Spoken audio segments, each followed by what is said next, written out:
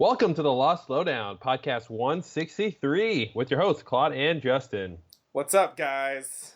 We are back, continuing our Season 4 commentary series with episode 408, Meet Kevin.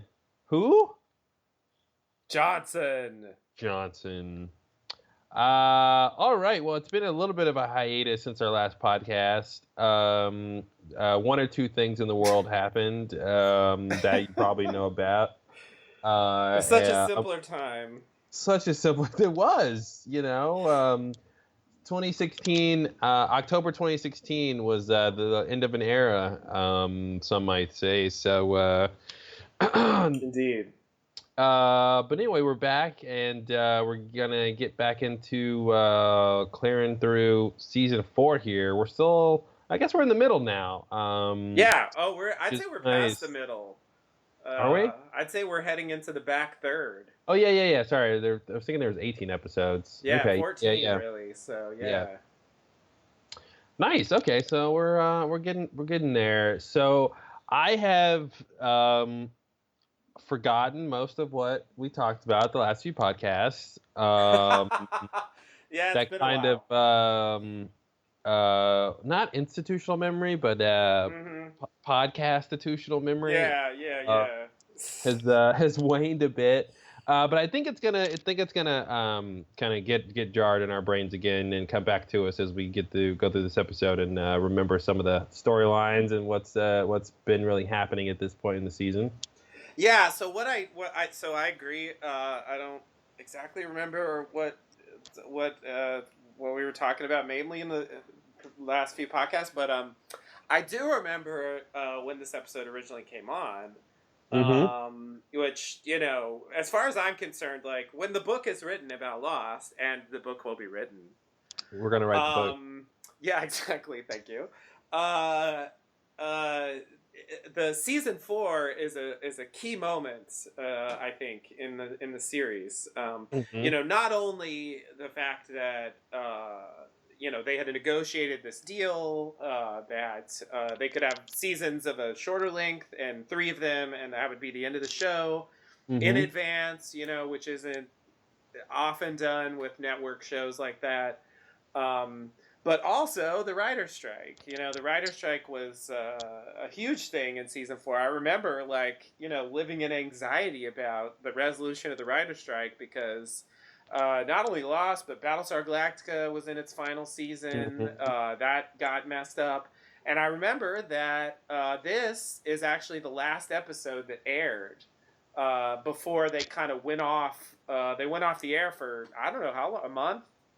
2 months? I don't remember exactly how long it was, during the writer's strike. And so this was the last one that we had to kind of, chew on or mull over or whatever until they came back. And so I think it's kind of pivotal in that way because I suspect, and of course we'll never know until we get our Damon Lindelof or Carlton Cuse interview where we can specifically ask. But I know because Ron Moore talked about it that the writer's strike was a big thing for him in terms of rethinking where the show was going.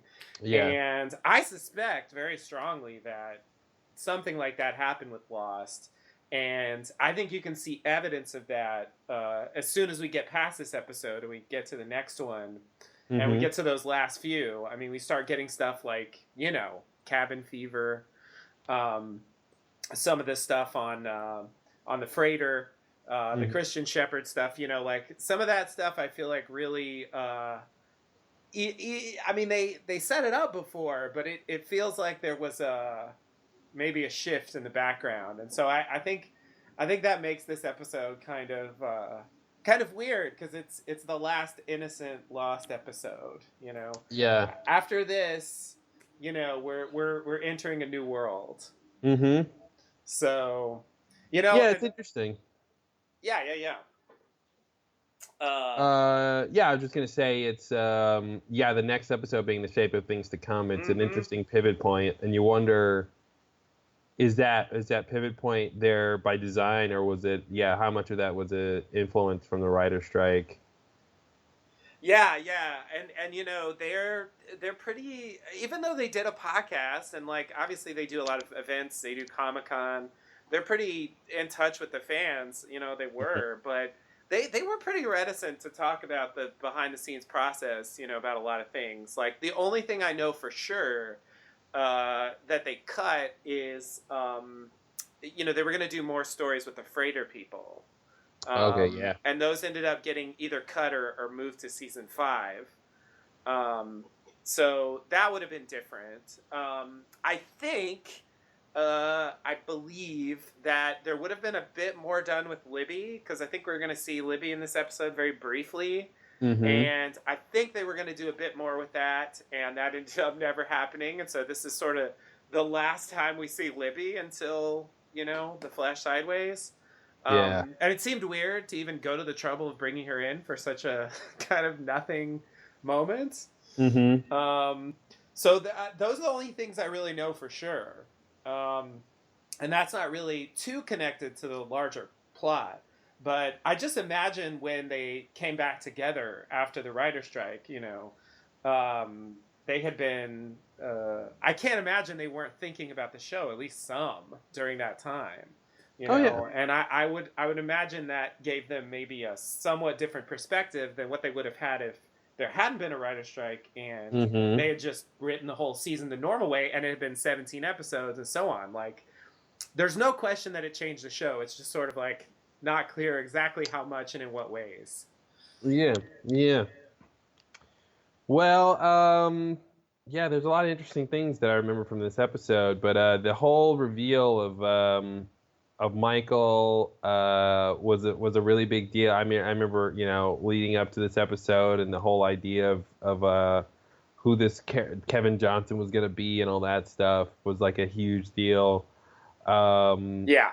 And then kind of getting, the man. Oh, I've got a man on the boat. And then the whole, and you know, and it was another, you know, sort of example of how the lost writing works, where you have this huge mystery, and you're like, you know, you have Ben, I got a man on the boat, Mm-hmm. and then when you reveal like how the situation was actually set up, it's you know, it's usually very pedestrian, you know, it's usually very simple and straightforward, and you know, what you could maybe guess, but you don't ever think to guess that because it always seems so crazy. Yeah. But yeah, I'm interested to get into this and see how it goes.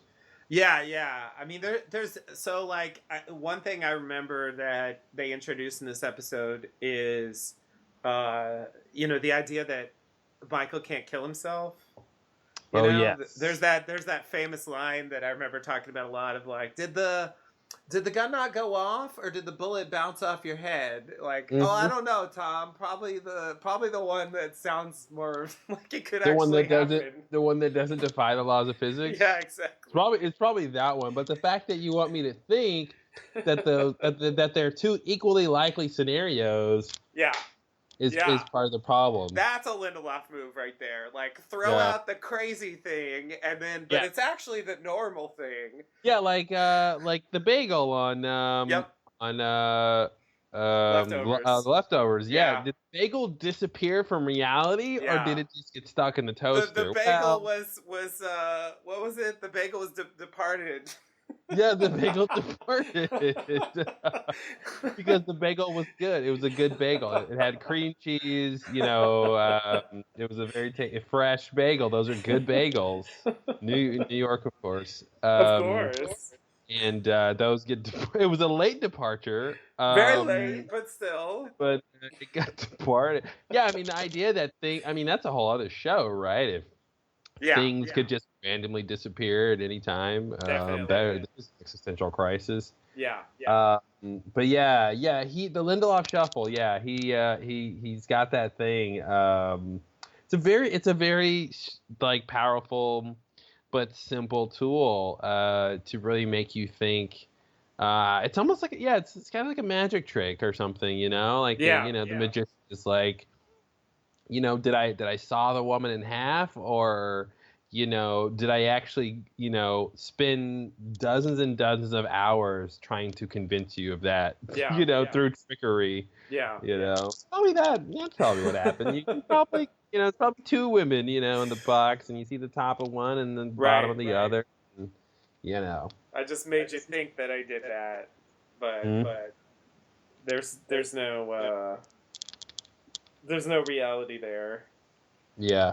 That was just to mystify you, to kind of distract you and make you think that something crazy was happening, while actually it was really a normal situation. But that whole idea of like, I mean, even if the gun didn't go off, and they always walk that line of, because they did this with Jack too, in season 6. He gets the dynamite, and then and then it doesn't go off, and it's like, okay, the island's not done with you, whatever that means.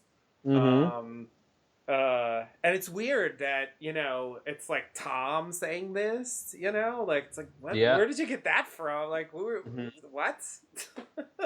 And I guess it's sort of like the others are just kind of, I mean, they just kind of make stuff up, they don't necessarily know what they're talking about. And even if but they believe it, right? Yeah, right. But I guess I'm saying they're not, when we watched it originally, I mean, I assumed that Ben and, the others and stuff, like, knew more about the forces at work. Yeah. And they actually had like a concrete idea of what they were talking about, and it wasn't just general mysticism, Yeah. Which it really seems like that's all it is. What's interesting about, these moments of where these characters have to sort of interact with this potentially mystical event, like, the dynamite and the gun going off, going back to the, the ideas we've been talking about on this commentary series, that idea of psychology, the logotherapy idea, like Jack and the dynamite, it doesn't really matter that the dynamite didn't go off. That's, what matters is how Jack interpreted that event and what he thinks that means, because that's what's going to determine his behavior after that, right? Right. And I think a lot of times we get stuck on like the mystical thing. Oh, the gun didn't go off. What does that mean? Mm-hmm. Where in reality, they're not really going to answer that. Right. What they're going to address is like what Michael thinks it means for the character. And then what he's going to do based on that meaning, Yeah. Yeah, you're right. And that these mystical moments are not, they're not supporting evidence that the island or whatever is supernatural. They're really just character development tools to allow the character to be able to choose between these different, ways of interpreting and gathering meaning. That's really what it is. Yeah. And yeah, they'll never really be completely committed to the mystical thing, because it's always it's about what the character is experiencing. Right. So it could just be, a sort of series of coincidences that he chooses to interpret that way. Mm-hmm. And, obviously there's a healthy dose of guilt there. I mean, you can add in the visions of Libby and stuff where it's like, you can believe she's really there if you want. And certainly in the show, there's, I think, reasonable evidence that, ghosts are real, as they say. Yeah. But, given his state of mind, it's totally plausible that that's just, a creation of his mind. And it's just kind of a manifestation of his guilt about, killing her and all that stuff. Yeah. The general betrayal. And I guess especially Libby, because, she just like walked in and he didn't even really have time to think about it. The Ana Lucia thing was clearly planned. Yeah. He knew he was going to do that. She was standing in the way. Therefore, he's not guilty. Yeah, well, there you go. He doesn't feel guilty about that because he tried to kill her. Yeah. Yeah. Which is a little weird, but... But yeah, that's sort of how it plays out. And so, yeah, that's really what this is. It's how did he get the motivation to go work for Ben, to get on the freighter, Mm-hmm. and not like, what does it mean that the island's not done with him? And like, what is Yeah. that force there that's preventing him from killing himself? Mm-hmm. How does that function? Like, they're not gonna. However, I'll go ahead and bring in something that we'll get to when we get to the end of the season, which feels like the what's the word? The button, the end point of that, which Mm-hmm. is Christian Shepherd appearing on the freighter, Yeah. and saying you can go now, which seems like it's implying that he's connect, especially since it's a supernatural kind of apparition, as opposed to Tom. That he's sort of in touch with whatever this force is that wasn't allowing him to die, and Mm-hmm. now he's giving him permission. Like, okay, the island's done with you now. You've done your work. Yeah. You helped out on the freighter. You've saved your friends, etc., etc. You're redeemed. You can go. Never mind what happens after that. But Mm-hmm. it seems like that's the end point. Um, but it's I mean, but that it. It's interesting though, like that whole idea of Michael being unable to, that I guess the different meanings of the word "go," right? Like you can move on. Mm-hmm. It is interesting because he's the one who gets trapped on the island because of his Yeah. guilt after he's dead. Right. So there's an interesting parallel there of this idea that his guilt prevents him from progressing through stages of life. Um, and you could go crazy and wonder, is it his own guilt that prevents him from getting killed? Yeah. And he has this unconscious idea that or subconscious idea that he can't go until his guilt has been cleared. Right. So that'd be weird if it's its own internal processes that makes that gun not go off or something weird, Mm-hmm. like. But as we said before, thinking too much down that road is probably just a waste of time. But it's interesting to think about, is it just the island thing? Because when Christian shows up on the ship and says you can go now, I mean anything that Man in Black does, is manipulation, right? So Yeah. I mean, is it? that moment can't just be for Michael, I think. Especially Yeah, because what I think is, one of the great classic Lost moments, his answer right before he dies from being blown up is, "Who are you?" yeah, yeah. That's Cuz why great. would he know? He has no idea who Christian Shepherd is. He's Mm-hmm. never met him. Yeah. He doesn't it's just like, "Who the fucker? Okay, well, thanks." Yeah. Like, it's so it is crazy that Man in Black is stepping in and saying that. It makes me wonder what the point of that is. It's Well, strange. that's what makes me think like Michael needs someone to absolve him of his sins or something, and Man in Black knows that, and so he's telling him you can go in that way. So But he's trying to help on some level. yeah, I mean that, like, if you set up this idea that um and like Man in Black would have to know this, this idea that like Michael's guilt is preventing him from dying or something. Yeah. And so, you know, uh, but why would I guess why would Man in Black tell him that? Still an open question. I mean, unless like he wants the freighter to blow up, and unless but the freighter won't blow up if Michael thinks he's still guilty or something weird. Right. It's really just it's kind of a false Yeah, release. he's Like, manipulating him into go. Okay, you can put your guard down now, and then that allows him to be killed. right. If a random apparition shows up, it's almost like a loophole or something where Yeah, it's like if I release you and you think you're released, then that's yeah, enough. uh-huh. Yeah, that's interesting. And it's sort of it's really just he's just yeah, he wants the freighter to blow up, and it's probably another candidate out of the way, if you Mm-hmm. want to look at it that way. Yeah, that I think that's probably the most reasonable thing to go with for that. Because I've heard a lot of wacky stuff about that appearance. It's captured the imagination of certain parties on the internet. Like a lot of people had trouble with it, really just for practical reasons. Like I saw a lot of concern about like how could he be on the freighter? You know, he can't leave the island. Blah blah blah. I don't know. That stuff doesn't really bother me that much.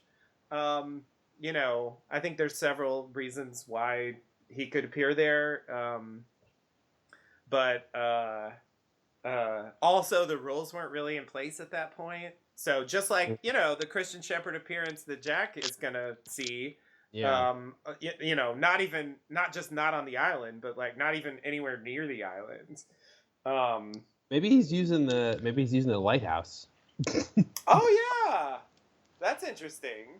Or I was going to say maybe the same way he can project his dreams, maybe he can project himself in this like a waking state. So he's not physically there. It's just an image. It's just an image in the person's mind or something. Yeah. Whatever he does to link up with the dreams. Yeah, I feel like that was a power he was supposed to have, and they just didn't. I mean, they didn't really go there, you know, and they never really went there with the dreams either. I mean, they never officially acknowledged that. You know, it's a weird power to have, because I think you run into an issue where if he can just appear to people and not really be there, then he should like never ever be around people. So there's no peril to him ever, because he's always just projecting himself. Right. Yeah. Maybe that's why they held back, but it always frustrated me. I remember in season 6, like once he's out in the open, it's like I really want some concrete confrontations about like you're invading people's dreams. You dream invader. Somebody accuse him of doing that and let him say, "Oh, I didn't do anything," or like whatever he would say. Yeah. You know? But he never. The main person who would say that would be the person whose body he's in. Yeah, that's a good point. I guess he was the main dream recipient. Yeah, you're right. I mean, there's a couple other dreams. There's Echo, but of course he's dead. So yeah, you're right. All the dreamers died. All the dreamers died, but their dreams lived on. Yikes. All right, well, on that note, I feel like we stumbled across a strange moral of the show. All the dreamers died. We did. Yeah. Just like in life, kids, all the dreamers die. Yeah, I never realized it's like was live a subtext. With Locke, it's like live long enough to see yourself become the villain, right? You're right. Little dark night there, huh? Wow. Yeah, that's totally what happened. Except he died first. But you know, it kind of worked. It did. All right. Well, let's get into the episode. Let's meet Sounds this good. Kevin Johnson. I've heard a lot about him. Yeah, I want to meet the guy. See what he's up to. What's his deal? Yeah. What's he hiding? What are you hiding? Got to be hiding something. Yeah. Everyone's always hiding something. No one on a freighter doesn't have secrets, right? Well, yeah, I think we talked about that when they first introduced the freighter. Like the number of secrets and different like factions and levels going on is like it's pretty outrageous. Yeah, you assume it's one crew with one mission, and they all know each other, and they're all on the same page. And then you find out it's completely the opposite. Like the captain barely has control of the ship. And he's got a secret plan and mission, and then like Keeney's got his team, and then everybody else is on their own. Like I mean, there's a science team, but then they all have their own individual things, and they don't really know or trust each other. But like the doctor is kind of on his own. Yeah. And, the doctor. He's completely. Isolated. It's really all over the place. And then Regina and what's his name, Minkowski. Like they're just kind of there. Like it's not clear that they even have a side. They sort of seem like the captain. Like they're just kind of caught in the middle of this craziness. You know, when Michael. Okay, so whenever I just realized, like, we were talking about all this stuff, you know, these different factions, and nobody's trusting each other. Like, the note that was slipped on the door said, "Don't trust the captain," right? Yeah, yeah. And that was Michael, right? Yeah, I think so. Okay. Yeah. So why didn't he just say, "Hey, it's me, Michael"? Oh, Why that didn't he question. just say, like, "Hey guys, it's me, Michael. Like, I'm here to help," or whatever. Like, Yeah. it's Yeah, why be so like secretive and sneaky and like vague? Like it's and also unhelpful. I mean, the captain. completely I think unhelpful. we talked about it. I'm pretty sure we talked about it when it came up. It's like among the people on the freighter. Yeah. I mean, the captain is not one of the least trustworthy. And again, you know, it's just classic Lost, right? Like before we get to meet the captain, we're told don't trust him, and so we go into this whole situation thinking we might not should be able to trust this guy, and then he turns out to be fine, you know, and then it's just like, well, what was the point of that? Yeah. And even from Michael's perspective, I mean, maybe he'll explain in this episode. Maybe there's some dialogue I can't think of now, but like, yeah, I'm wondering if Ben told him not to, like, I don't know where that came from. Yeah, but it doesn't seem like it's from his personal experience with the captain. No, because what would the captain have done to him at this point to make him be like, oh, don't trust this guy? But he's basically just saying, you know, Widmore is behind this whole expedition, so don't trust the captain because the captain's in charge, kind of a thing. Right. Even though, like, it becomes clear. I think that was the last episode. It becomes clear that the captain doesn't really understand what's happened. You know, he thinks Ben hit all the. He doesn't understand that Widmore did that, and that this mission is really a mission to, like, you know, grab Ben and like terminate everything else to make way for Widmore's, you know, reclaiming the island. It's like, it doesn't seem like he understands that. Like, he thinks it's just Ben's the bad guy and Widmore is just trying to stop this bad guy, and that's all there is to it. Yeah. You know, and it's like he's a little off base. And but it's like a whole sort of allegory makes him a good guy, because like from his point of view, he's not really doing anything bad. Yeah. You know? He's stopping a bad guy.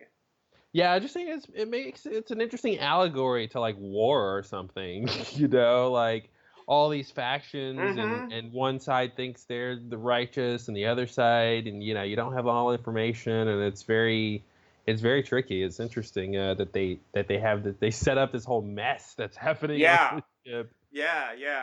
And you're totally right. At the end of season 3, when you're imagining the freighter, you really just don't imagine that. You know, that giant mess. You think of it as just being, you know, the crew, they all know what they're there for. They're unified, and whatever the purpose of the freighter is, they're all going to be on the same page about that. Yeah, and they're going to like generally know the same amount of things about what's happening, and you know, the captain. Yeah, that's the thing. You would think, you know, if anything, you would assume the captain would know the most, and then everyone else would have less and less. But it's like the opposite. No, it's like, the others would know way more than the captain. Yeah, it's crazy. It's crazy, and also completely logical. That he's just the guy who has a ship. He's just in charge of the boat. Yeah, exactly. He's not. Yeah, he's not invested in the long-term strategy. He was just hired for this mission, you know. Yeah, exactly. Yeah, it's crazy. Yeah, I mean, in a sense, like, he's just a mercenary, like, you know, like Kimi or Naomi or whatever. It's just that, you know, I mean, his job is just to be in charge of the boat, you know. Yeah. So he doesn't really have to do anything bad. You know, he just takes the money and keeps the ship, you know, running. Yeah, it's like a charter. He's just a long-term charter. Yeah, exactly. It's like life is so simple for him, and he clearly just doesn't really understand how bad the situation is. But we do, so let's watch. Sounds good. All right. Okay, everybody, get your players ready if you're going to sync up with us. And we will be meeting some Kevin Johnson. All right. Some. Yeah. think I made it sound weird. You did. You made it weird. You don't want to meet some Johnsons? No, I think I'll pass. Johnson meat? Let's... Yikes. All right, you ready? I'm ready. Okay, here we go. Here's the countdown. All right. 5, 4, 3, 2, 1. Previously on Lost. We're gonna take the boy. This is a boy tax.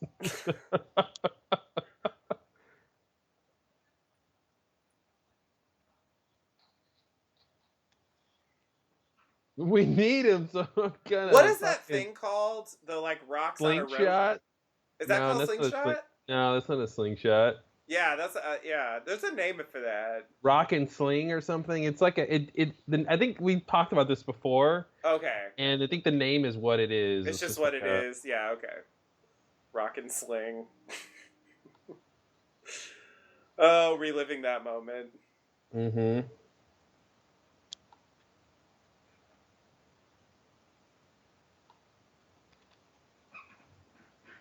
Not all the time. Yeah, it's kind of an exaggeration, no offense. You will find rescue. We're the good guys, Michael. Hello. Don't I look like a good guy?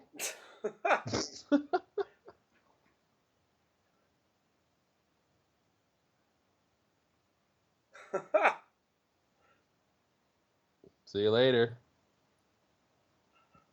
Can you imagine that? I mean, Michael leaves watching those people on the deck bound and gagged with guns pointed at their heads, and he's just like, yeah. all right, I'm out of here. Yep. See you later. This isn't your problem. Wow. That's a YP. Yep. I am not getting involved. What's happening here?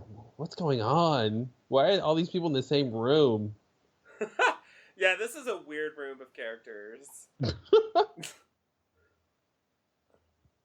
God. Oh, yeah. Okay, so Locke's in charge. Locke gathered them together. He's making mistakes left and right. Yeah. Locke's like called a meeting. This is the barracks people. Uh-huh. Sawyer sighs. I know. No more secrets. No more secrets. Great.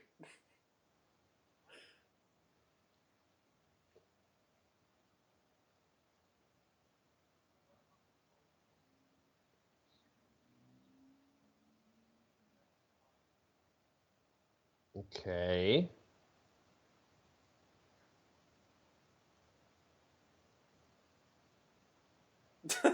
Oh, jeez. That's not news. Wow. All right, problem solved. We knew it.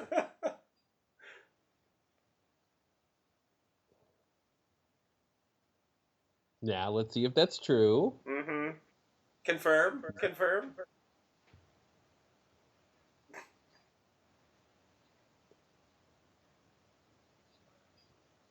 It's Michael. Oh, God. Yeah, he won't even do this thing he's about to do right now. Yep. And it's the kind of thing where we already know, so there's no reason for him to not say it now. Yeah. Yep. Taller Ghost Walt's dad? No, a different one. Yeah, a different one. It's a common name. Come on, Sawyer. Yeah. You know what I mean? Michaels was in the fucking original Crash. You think there's only one Michael in the world? Get over it. Uh-oh, red alert. Put your shoes on. Saeed already had his shoes on. Yep. Wow. He's ready for action. I feel like that says something about his character. Oh, definitely.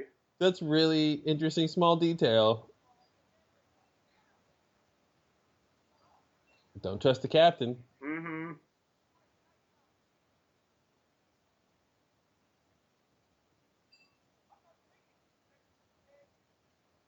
Oh, that's right.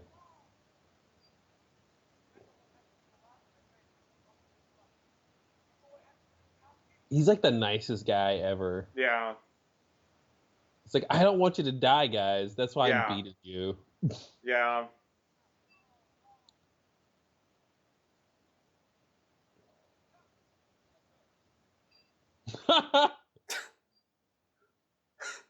Why are you in a hoodie? Why is he in a hoodie? There's really no need to be in a hoodie.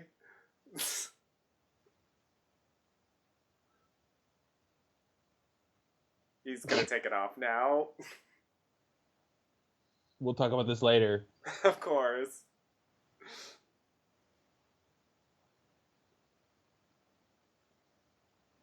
Well, there's a whole episode about this. Oh, jeez. Don't Yeah. start with that. Yeah. To die. That's not an answer. Yeah, it's a All big right. one. Lost. What does that mean? Go to credits. Yeah. And then when we come back to after the credits, we're not going to be talking about that. Of course not. We'll get to that later. That'd be great if this scene he was like, so what did you mean? And he just explains it. Yeah, that never happens when they end the scene on a line like that.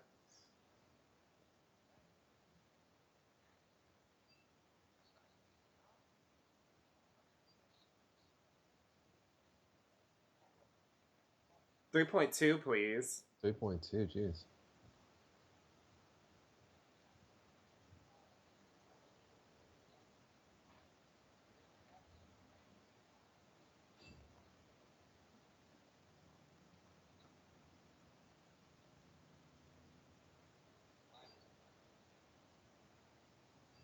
Yeah, he's got a Chase account, and they have Chase Quick Pay. And, all you need is the email address, and it sends it immediately. Nice. Wow. Open a Chase account today. Chase account, free checking.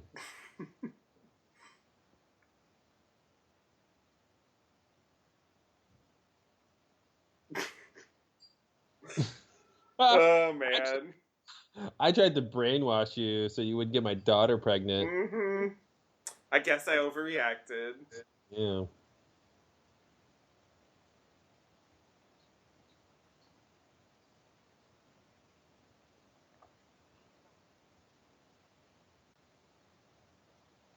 Uh-oh, this is infamous. Oh, jeez. Check out the logo. Mm-hmm. I think that was a prop error. What would the logo say? It was a Dharma logo for the temple. Oh, yeah, it didn't make any sense. Yeah. It was a Dharma map. Dharma's like, this is our temple. Yeah, that's an interesting thing that not everybody knows about the temple. Yeah. Yeah, I remember. It's kind of a build-up with the temple. We don't even see it until season 6. Mm-hmm. No, that's and right. we just find out about it in this season.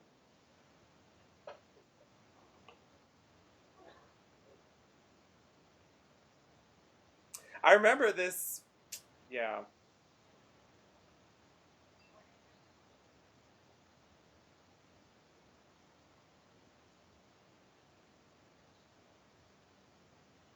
Well, equally as bad enough.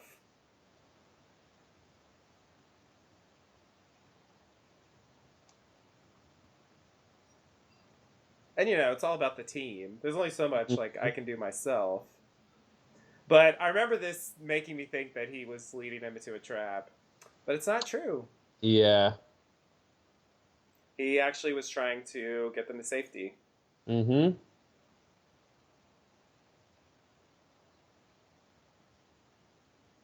Uh-oh. There's a lot of crazy shit going down in the engine room. Yeah. I guess it's from when I sabotaged it. Did I say that out loud?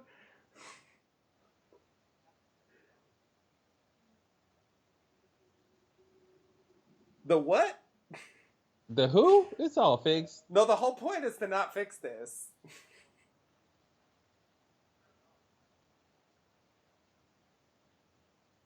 Thanks, Jeff.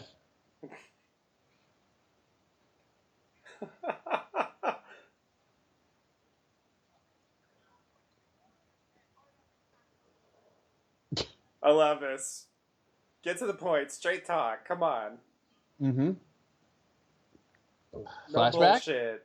This is one of the reasons I used to really like Saeed. Because this is what we want to know. Yep, that is what we want to know. What the fuck are you doing there? Do you want a flashback about it? Yeah. Can we just cut to flashback? Yeah, so I think they're gonna like stay on this for a while, and then we're gonna come back. And I guess like seconds have passed. I mean, how long is the guy like going to the supply room? It's really far. Like he must have condensed this story. Yeah.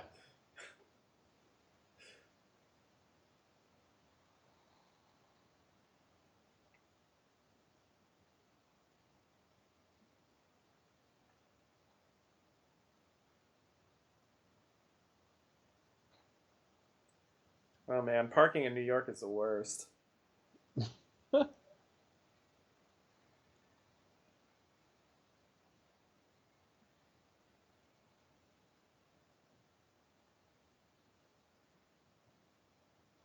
Yikes. Yeah.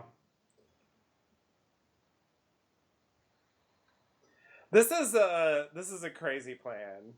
Oh, so he was writing a suicide note. Yeah.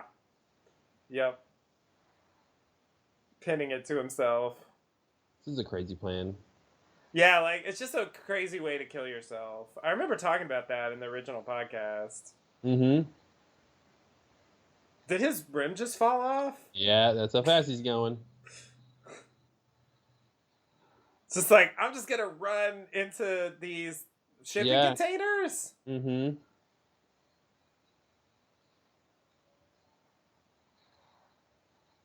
Wow. Was he wearing a seatbelt? I hope not. That would have been a really big misstep. I think he was. Otherwise, he should have gone through the window, right? Are they going to show? Let's see. Nah, they're not going to show it. Yeah, if he was wearing a seatbelt, that's a big problem because studies have shown the seatbelt increases your chance of survival in a car crash by 50%. Yeah. So, you know. Oops. Yeah. If you want to kill yourself, don't wear your seatbelt. This little quick Lost lowdown tip.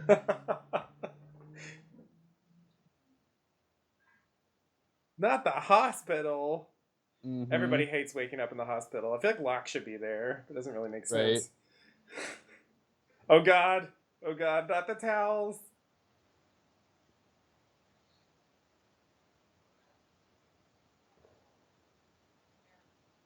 I don't like this voice. Yeah, I don't either.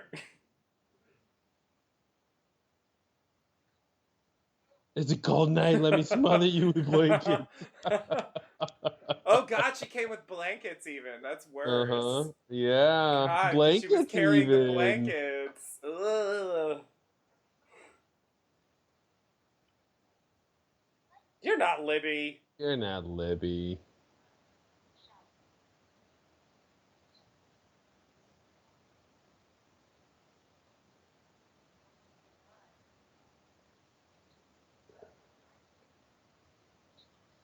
Have your seatbelt on. Which was really confusing. The note pinned to his chest didn't have his name? I guess not. How was that gonna work? Are they just supposed to know who Walt is, or did he put an address, or he put a phone number? I just want to understand the practicalities here.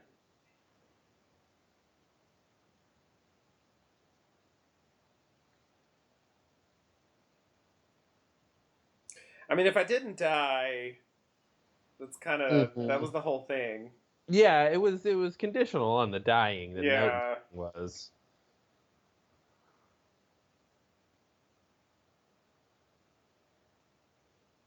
It's Christmas time.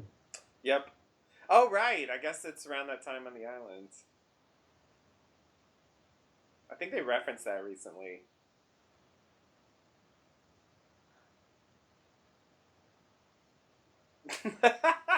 No. No.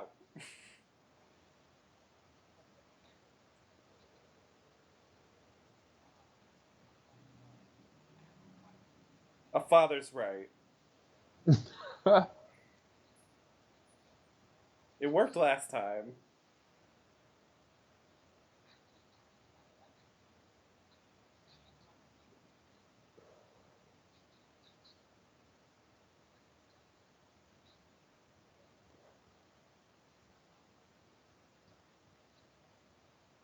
Yeah, it's a pretty weird, ridiculous situation.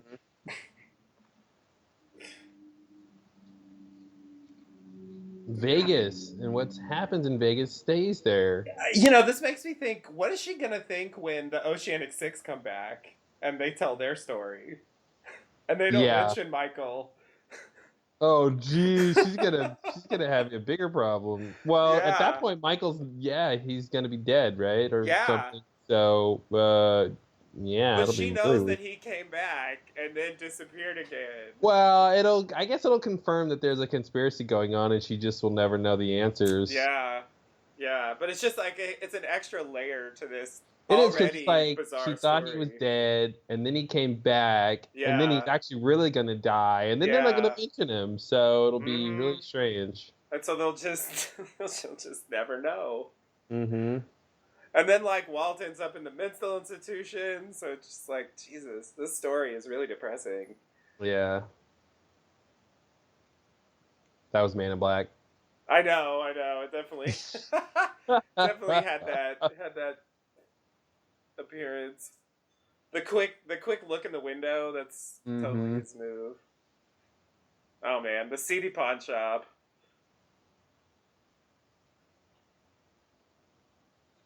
So this was like several weeks after the hospital.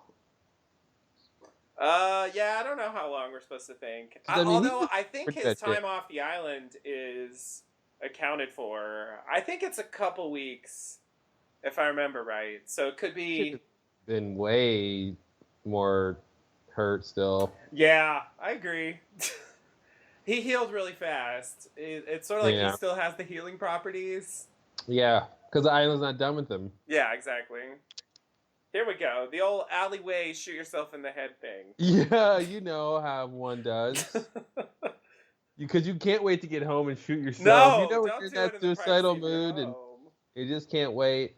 Come on, Go I to gotta a die shitty as alleyway fast where as like possible. Tom can walk up on you. What's the rush? I know, he's really in a rush. Let's do it. No. Oh God. What? What? What if I say I want to take your boy? I don't even know why Michael wanted to kill himself now. I guess like he tried to reconnect with Walt, and he's just gonna give up forever. He's gonna give up forever. Yeah, that was it. If it didn't work, then he feels like that's all he can do. He's done. Wow. Yeah.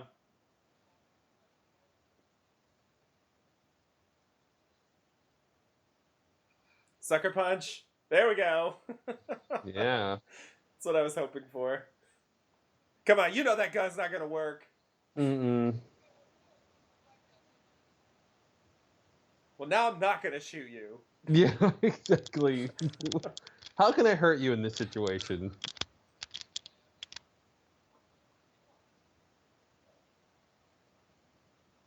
So how did he get off the island? Because the submarine's gone, isn't it? Well, he was on that boat. No, how did Tom? Oh, Tom? Submarine. Yeah, must be the submarine. But didn't the submarine explode already?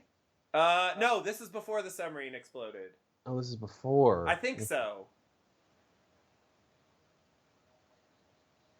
Because the submarine explodes like midway through season 3, and I think this happens like right after the end of season 2. Okay.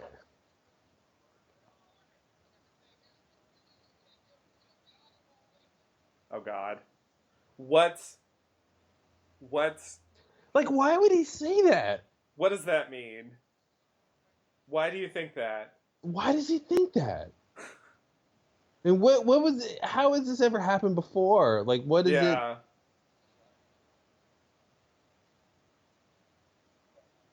Oh man, this is this is this is such a Damon Lindelof thing. Hotel Earl? Is that a reference to Barton Fink? Is it? I was thinking Wyndham Earl. Oh. I think it's called the Hotel Earl. Yeah, man.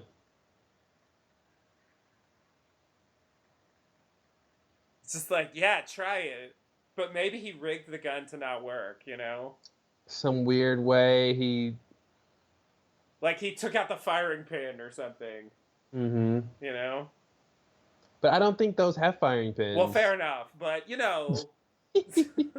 Something like that, yeah. Some kind of rigging thing where it doesn't function. Like he could have switched the guns if there was any way you could be convinced that he knew what kind of gun he was going to buy at the pawn shop. Right. But, you know. Oh, right. He would have had to rig it like right there. Mm-hmm. Yeah, I guess that's a little preposterous. But if they were following him, I guess they could have gone in to the pawn shop and found out what kind of gun he bought. But I guess that would have had to happen pretty fast because I think he went straight to the alleyway. So I'm a little confused with this. What's happening here now? Yeah, this is the bodies are found, right? So they already found the wreckage. Oh no, Yeah. no. So they had just said that the plane went down, but they didn't find it yet. And this is the news of them finding it. Now they found the bodies. Yeah. So what did that convince him of? I have to go talk to Tom. I guess I don't know. The gun didn't work. I think that was the key, maybe. I love this. Yeah, this is. You're not involved in this other's business. It's like, are they dating, or is Arturo just European? Yeah, I know. Kissing is a thing, definitely.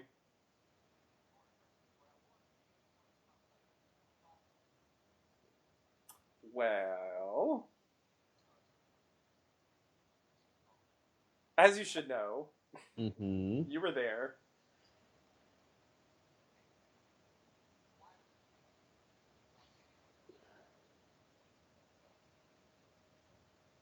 Okay, this all seems true. Mm-hmm, mm-hmm.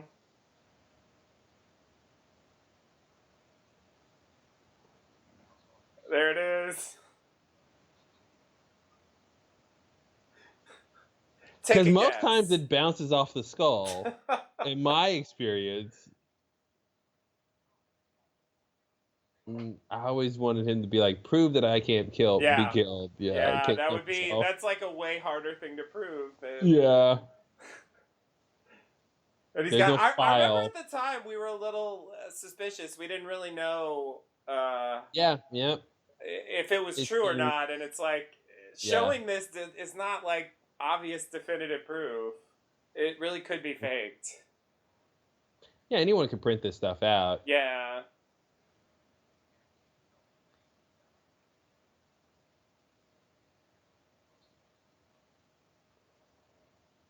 We're talking Widmore money. $3.2 million?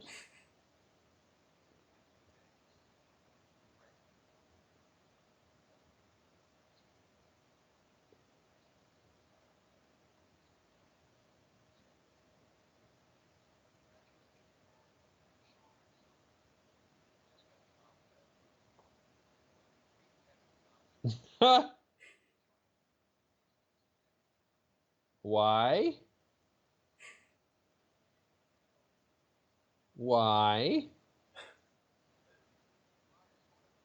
There we go. Well, no. That's not quite the right question.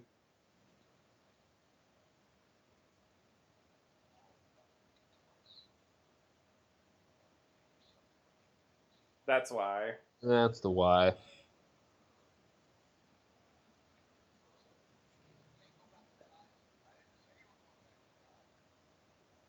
You're going back to near the island.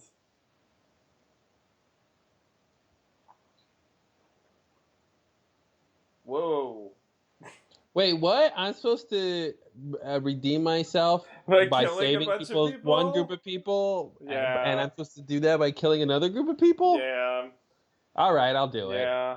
And he doesn't even do that. So it's like, he's just, I don't know, is he trying to scare him, or was that the original plan and they changed their mind? Or like, I just, what the fuck? It's weird.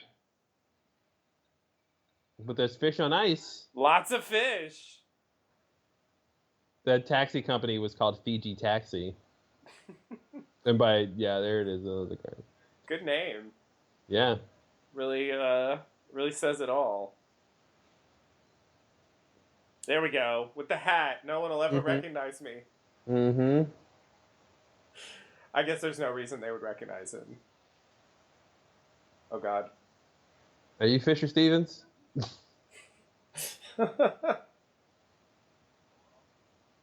Yeah, that's the other thing too, right? He is an actual engineer. Yep.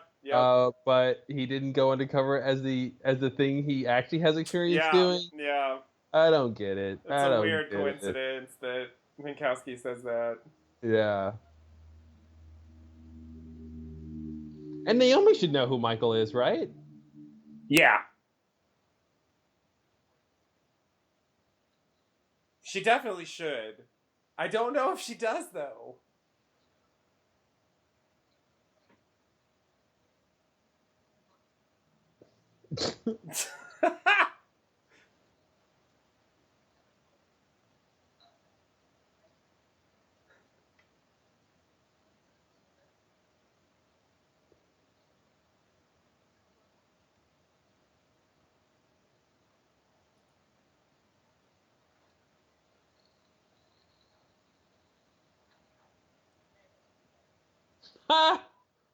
This is great. As soon as he gets on the ship. But how does he know that?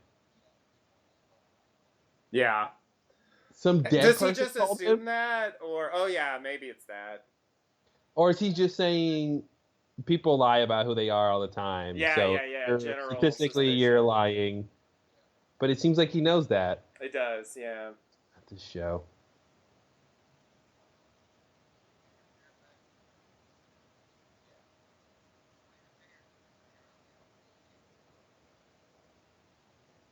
Go what? Blow it up? I remember how this goes.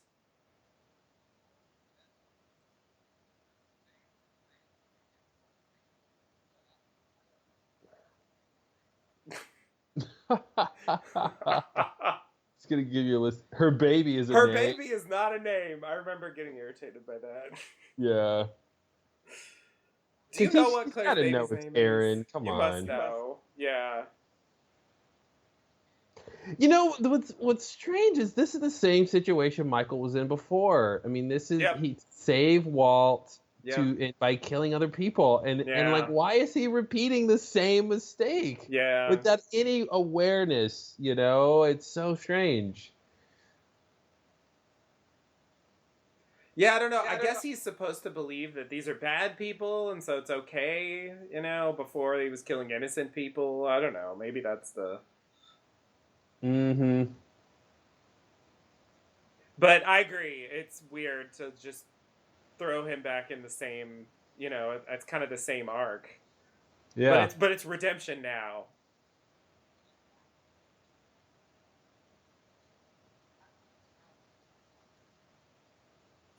She's changing her wig.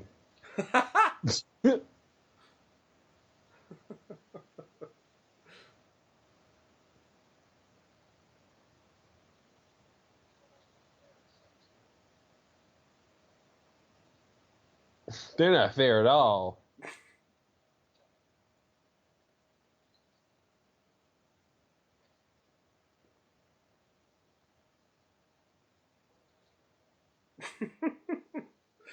You don't watch Lost? It's a long one.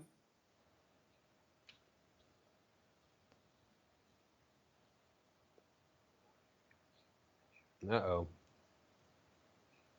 Oh, God, right. He's gonna... He just goes around, like, telling people his conspiracy theories. Yeah, it's great. There definitely are people like this. Mm-hmm. What? You just blew my mind.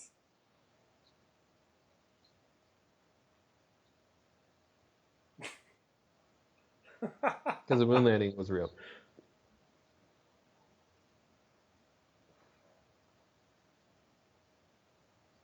Yeah, that's so interesting. He's like, Charles Widmore's a good guy because he believes me. Mm-hmm. Well, Michael's like, Widmore's a bad guy because he's trying to kill people. Yeah. Yeah, wow. But yeah, Frank, what if Widmore's the guy who did it? And what if he's gonna kill them? Yeah, and what if he's gonna kill you for figuring it out? Yeah. Yeah, he's putting too much faith in Whitmore. Yeah. Frank's story is a strange one, Mm-hmm. I have to say. His motivations are always a bit bizarre. I guess the last time he comes to the island, he ends up like not really having a choice. But this time, he clearly chose to go there.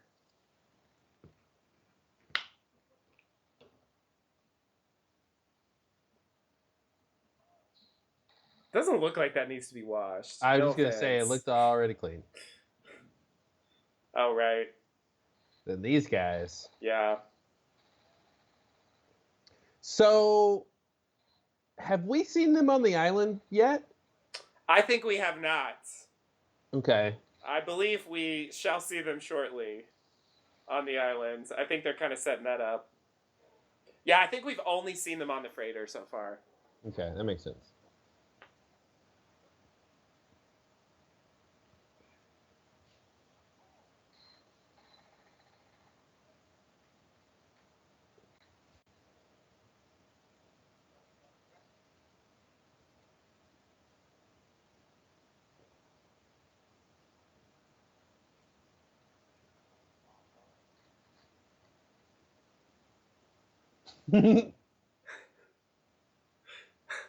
Like all these bullet casings I'm throwing around.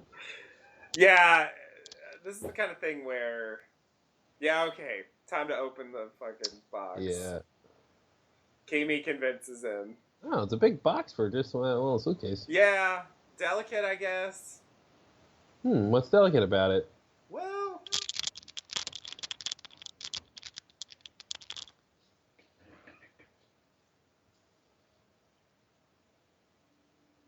but yeah, I feel like there's just no normal reason they would be doing like machine gun target practice. I think it's just to show they're bad guys. Yeah, exactly. But I mean, I can't think of a reasonable, innocent explanation. Yeah, oh, for sure. You know, it's just like, what? Why did he go down here? Because it's the engine room. Why couldn't he open it in his room? Oh, does he already know what it is? I guess he already knows what it is or suspects.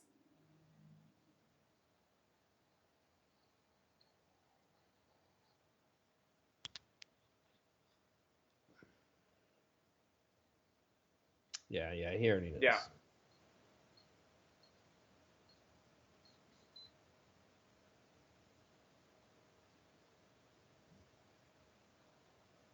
It's weird that, well, I'll wait. Oh, God. Wow. What? I forgot about this. Mm-hmm. Oh, this is so weird. Oh, I fretted about this a lot. Yeah. I totally forgot about this. What the fuck? What is that? What is that? What is that? Men in Black? And you know, because the ghosts don't know anything. Just that's Michael's what we guilty realized. conscience? Well, that's clearly true because we're about to see what's going to happen. I mean, that's why I got hung up on this because of what this bomb actually is. Push the button.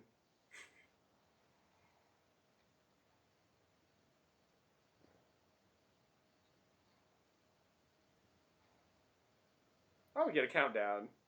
Yeah. Nice. Doesn't just blow up immediately. And It's great. yeah, it's like a cartoon. Mm-hmm. Bang.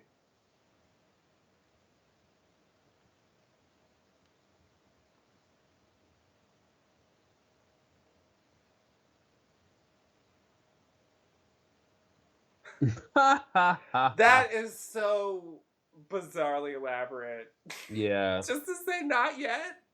And does it ever really happen? I mean, the bomb that ends up going off is Kimi's thing. You know, Mm-hmm. Ben's not involved in that.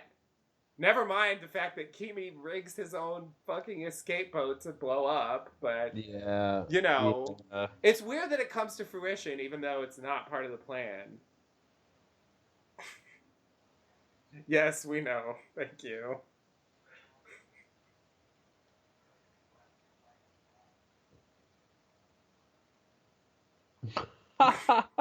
I'll kill everyone else.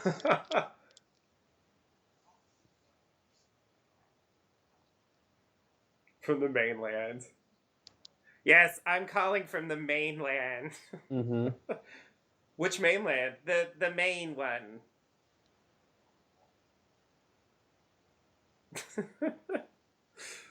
My name is Walt. I'm a boy. Mm-hmm. I'm Walt Johnson.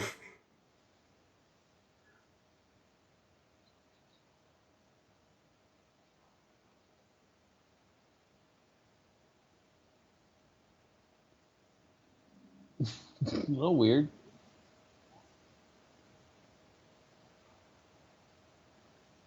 And he still doesn't want to see you. Mm-hmm.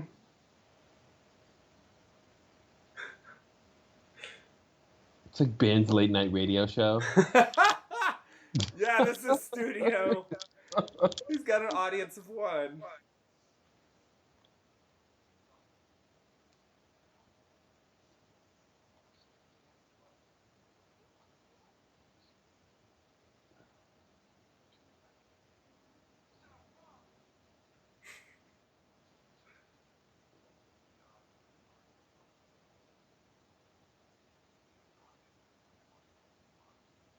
That is true.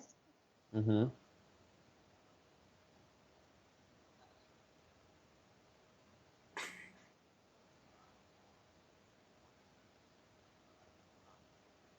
I don't know about that.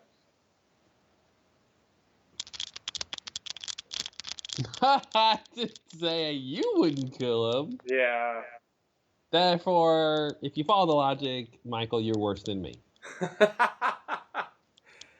He killed everyone in Dharma. I Mm-hmm. mean, But they weren't really, innocent. none of them, not a one was innocent. What Nah. about Annie? Nah, she's the worst. He's so full of shit. It's just so ridiculous to me. The list. Gotta The have a list. list. It's just so ridiculous to me to like go to the trouble of sending him this giant crate with a bomb in it that doesn't even work just to make the point that oh I don't kill innocent people like Widmore. Not to mention Libby Well, showing I up and thought, saying don't do it when it's a fake thing. but the note didn't say, just kidding, not gonna kill anybody. The note just said not yet. True, but I don't believe that bomb ever functions. Okay, I'm having a flashback to us having a flashback to us talking about that. Yeah. I mean, we'll see, but I'm pretty sure like Kimi's rig doesn't involve that thing. Yeah.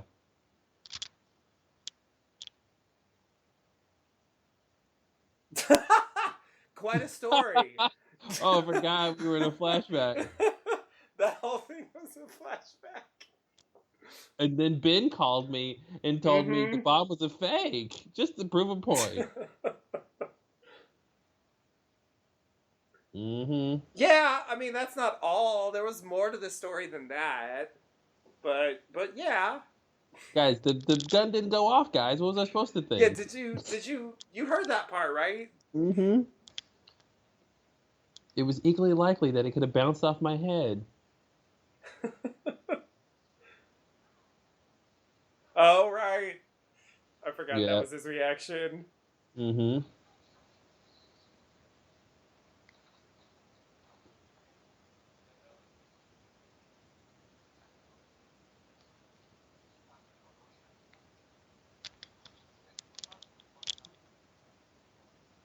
I told you not to trust the captain.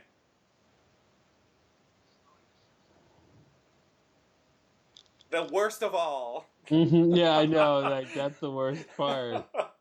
On top of everything else, that cool name's not even his.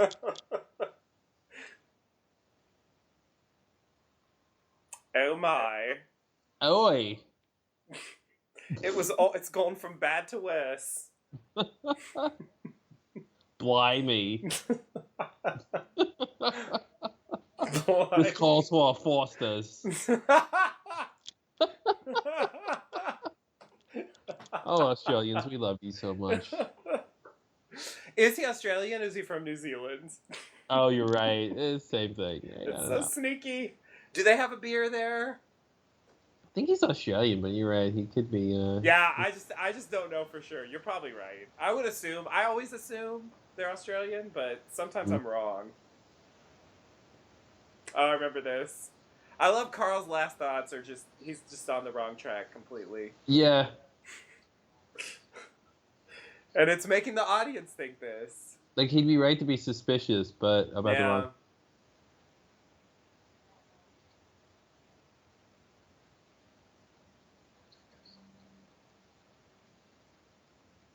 Oh, Carl.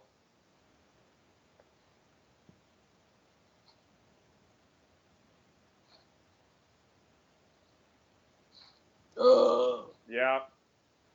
Tender moment, just in time. Damn, Carl. Island was done with you. Yep.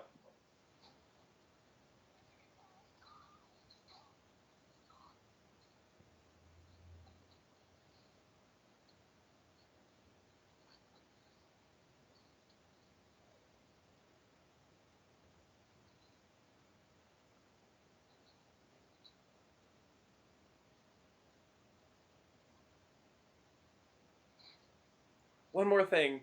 Why don't you have a French accent?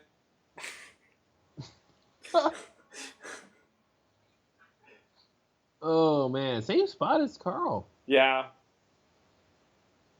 That's kind of a go-to spot on this show. Mm-hmm. I think Ana Lucia it's not there. It's not where the heart is, but no. It's the other side. It's weird. And I think even Little Ben gets shot there when Saeed shoots him. Mm-hmm. That must be a good spot for like the squib or whatever they use. Yeah.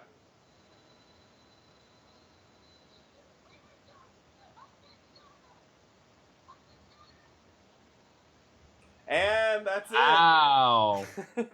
Just when things were heating up. Yeah. And that was the cliffhanger that we had the whole time when the writer's strike was going on. Oh, geez. Oh, yeah. Wow. What a place to pause. Yeah. It was and imagine a crazy world where they never came back and the show ends there. Oh my god. I mean, it's like nothing happened. It's like you wouldn't be able to figure out anything. Like, I know. It's terrifying. Wow. What an interesting episode. Yeah. It's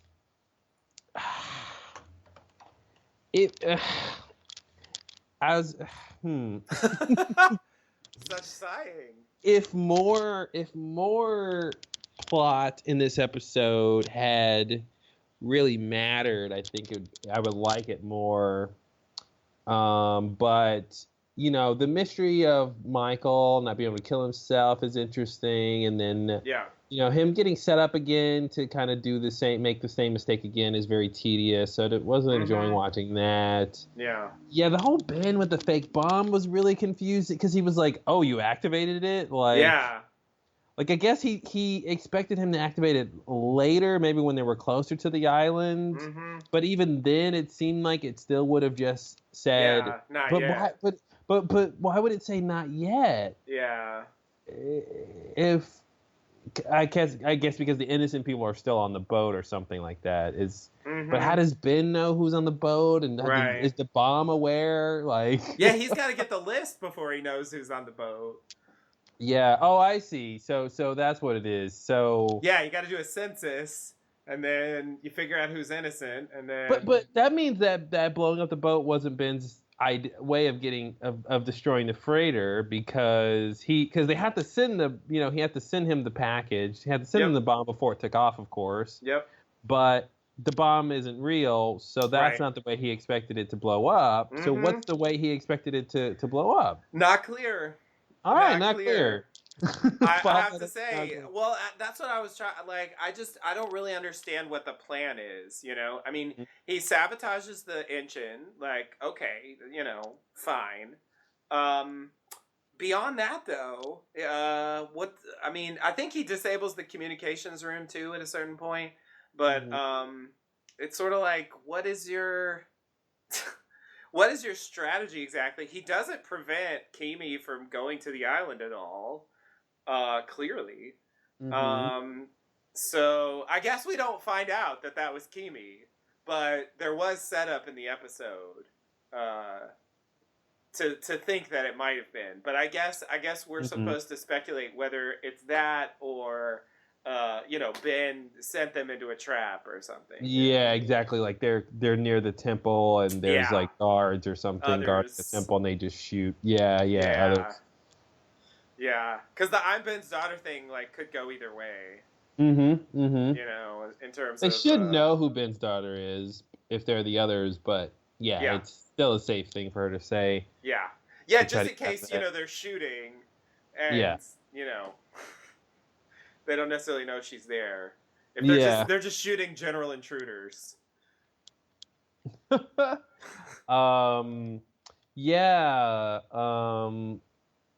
Tom has got to be a weirder character. I mean, he's like a master of disguises. All the weird stuff we first learned about him, and when he's Mr. Friendly, and then when he's just Tom, and he's the makeup and the wardrobe, and then and then in this episode where he's like this super badass tough guy, and then in the next episode he's having champagne and caviar and wearing cashmere sweaters and fancy hotel rooms, and it's like, you're doing all this while you're an other? Yeah. You're doing all this while there's a battle going on over the island, this is why you volunteer to go to the States, Yeah. It's like, does Arturo know you spent your real life on this magical island? It's really crazy. Yeah. So I think if I can get the timeline right, I think the way it works is, we see Tom on the island. Obviously, when Michael leaves, he's there. We see him on the Hydra Island, with the cages, and he's there with Sawyer and Jack and Kate. And then they leave the Hydra Island, and I think during season 3, there's a period where we don't see what's going on at the barracks until, Enter 77 happens, and they finally go there, and then they see Jack there playing catch with Tom. I think that's the next time we see him. So if I remember right, I think the timeline is that between when they left the Hydra Island and the next time when we see Tom playing catch with Jack is when he went to New York. I think that's the window. Those episodes, the Hurley one, Trisha Tanaka is dead, the Enter 77, the Claire one, those until we get to Man from Tallahassee, and that's when the submarine blows up.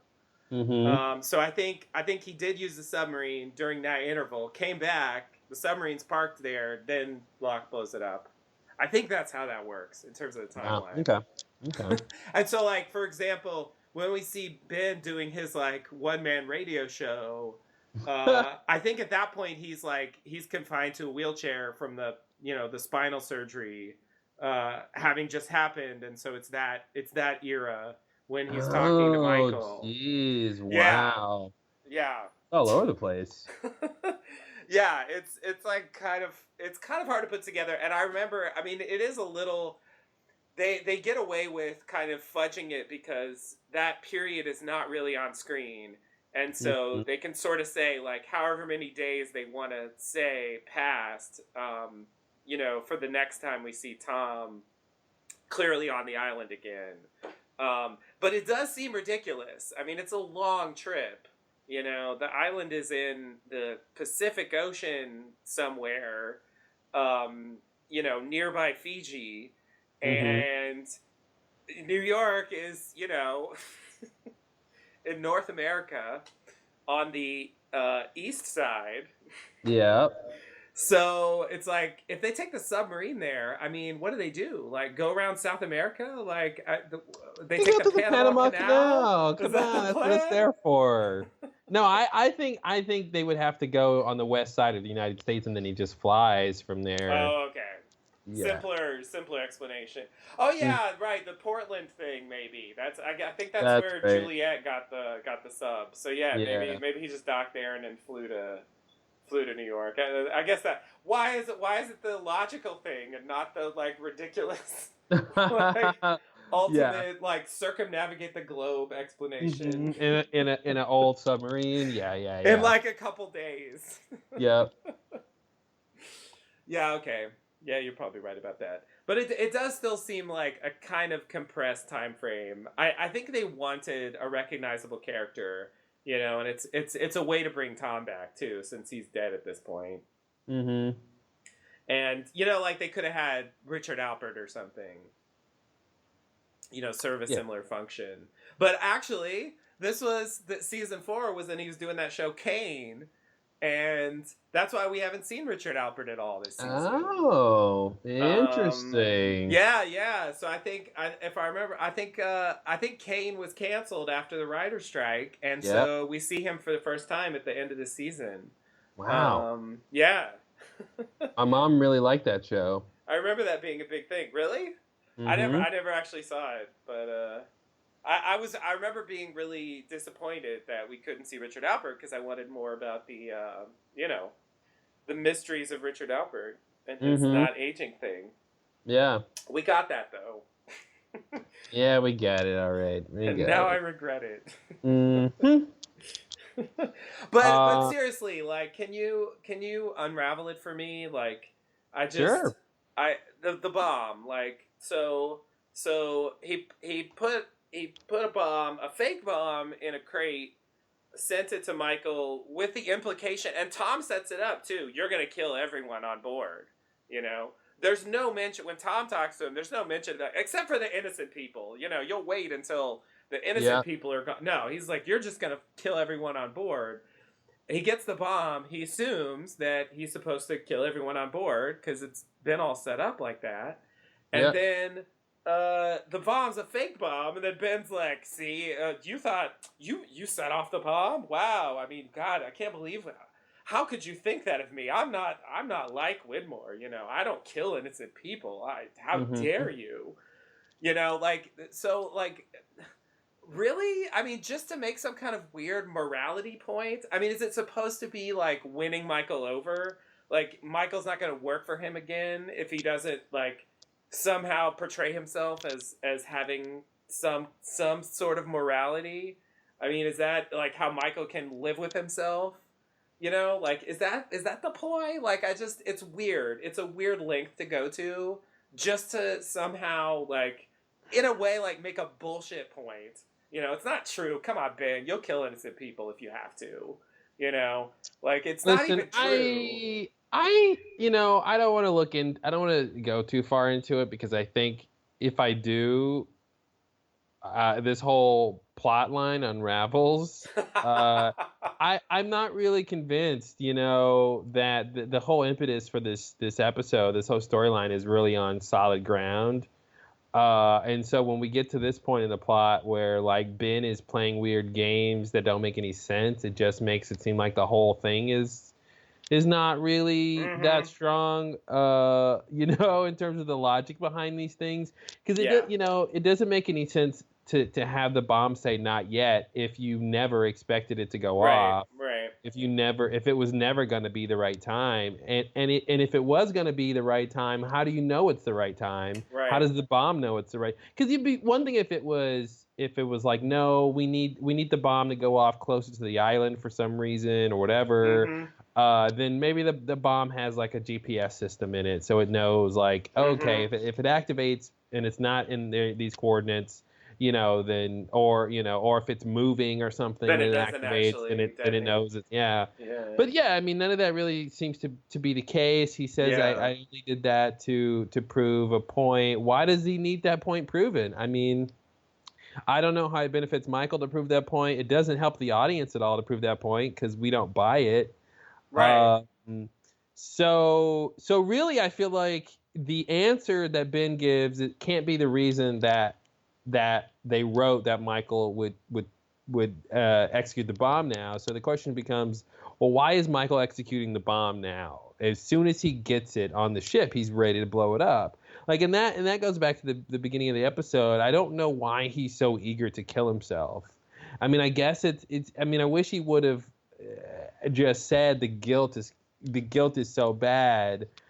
Every minute I'm alive is torture or something. Then I could kind of get it. That's why he's so like when he bought the gun at the pawn shop, like he couldn't even wait to get home. Yeah. He didn't want like a last meal. He didn't want to like get his affairs in order. He didn't want to like send another note to Walt or like anything. He just like he needed to just die immediately. And imagine Walt finding out that his dad shot himself in the back of an alley. Yeah. Like, that's not going to make him think highly of you and have anything to do in terms of explaining, why he did this and why he killed Anna and Lucia and Libby. It just makes it's just a series of bad choices. And I guess that's Michael's whole fucking storyline.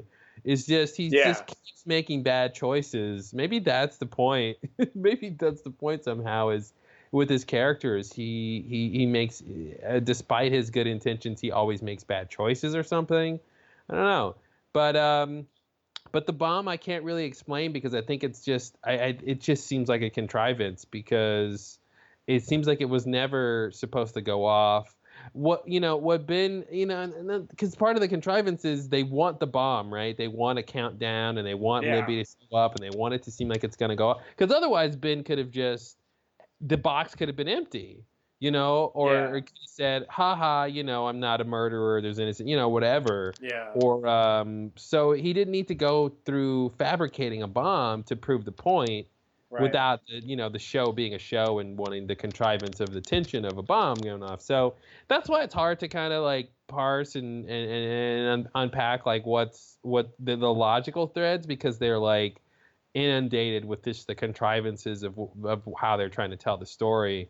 So yeah, I guess we'll just take it at face value and not look any deeper. And that's just what the point was what Ben said, and that somehow he thought that made sense and of a thing to do. And because I think if you look deeper, it doesn't make sense, and then you're stuck with nothing. And I think the real point is they just wanted the drama and the tension of him trying to make the bomb go off, and it wasn't the right time or something. But again, it doesn't answer, all that being said, it doesn't answer the question of what was the plan then, so that must mean Ben has some other way of killing everybody on the freighter. And it's weird that it happens, the freighter blows up, but it's not Ben's doing, and I mean, there's that moment at the end of the season, Ben causes the boat to blow up by killing Kimi, that's the thing, but Kimi rigged that, he told, I mean, it's not like he collaborated with Ben on that. He's trying to get Ben, and so, I mean, he kills Ben's daughter in front of him. He's obviously not on his side. So it's weird. And then, you just killed all the people on the freighter. So, like it's sort of like he gets what he wants, but he couldn't have planned for that, right? I mean, there's no way. There's no way, because Kimi's thing is bizarre. I mean, like, if I die, then the boat blows up. Great. Like, what? Why would you do that? Yeah. It's just, why would he even expect let alone that he'd get the chance to personally kill him. Well, and Ben doesn't even know who's all on the boat, so it's unlikely he even Right. knows Kimi's on the boat, and then Right. he even has this special device that even does this. Yeah.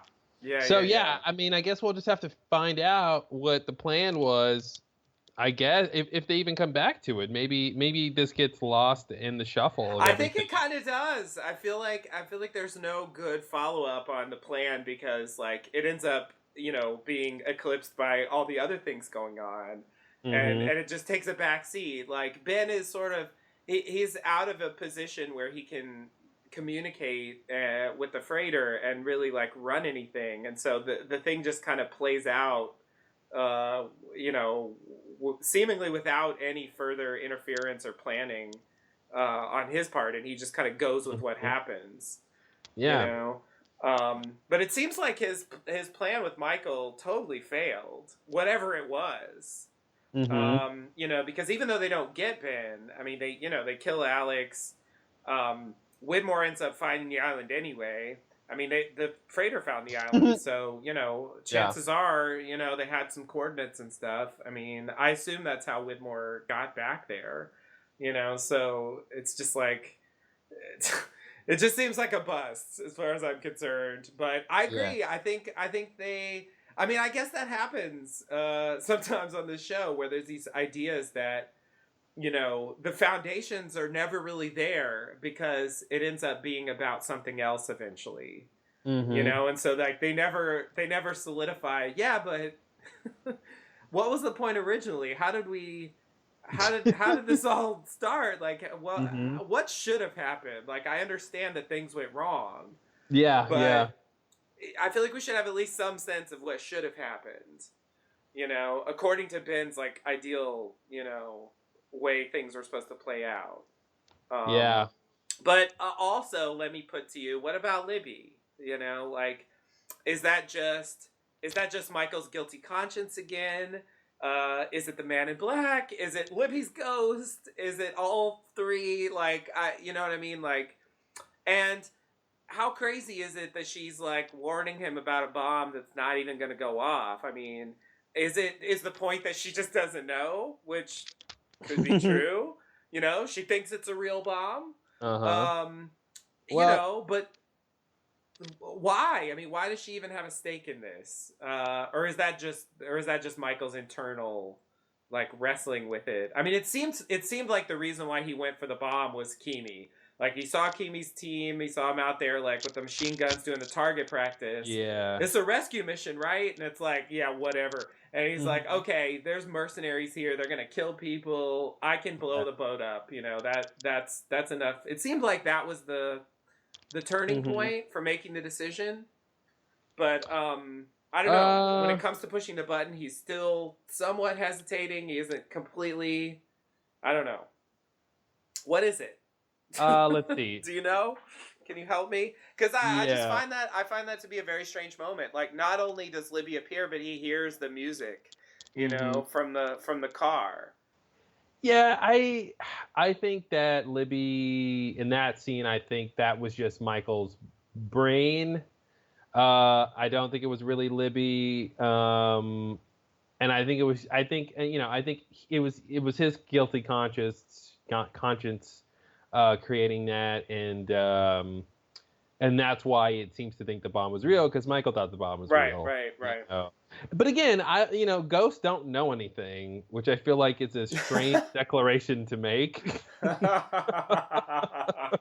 I my political platform is that ghosts are ignorant. Mm-hmm. I hope I get elected to Congress with that platform. No, ghosts don't have this like intrinsic knowledge that we assume they might because they're dead or something.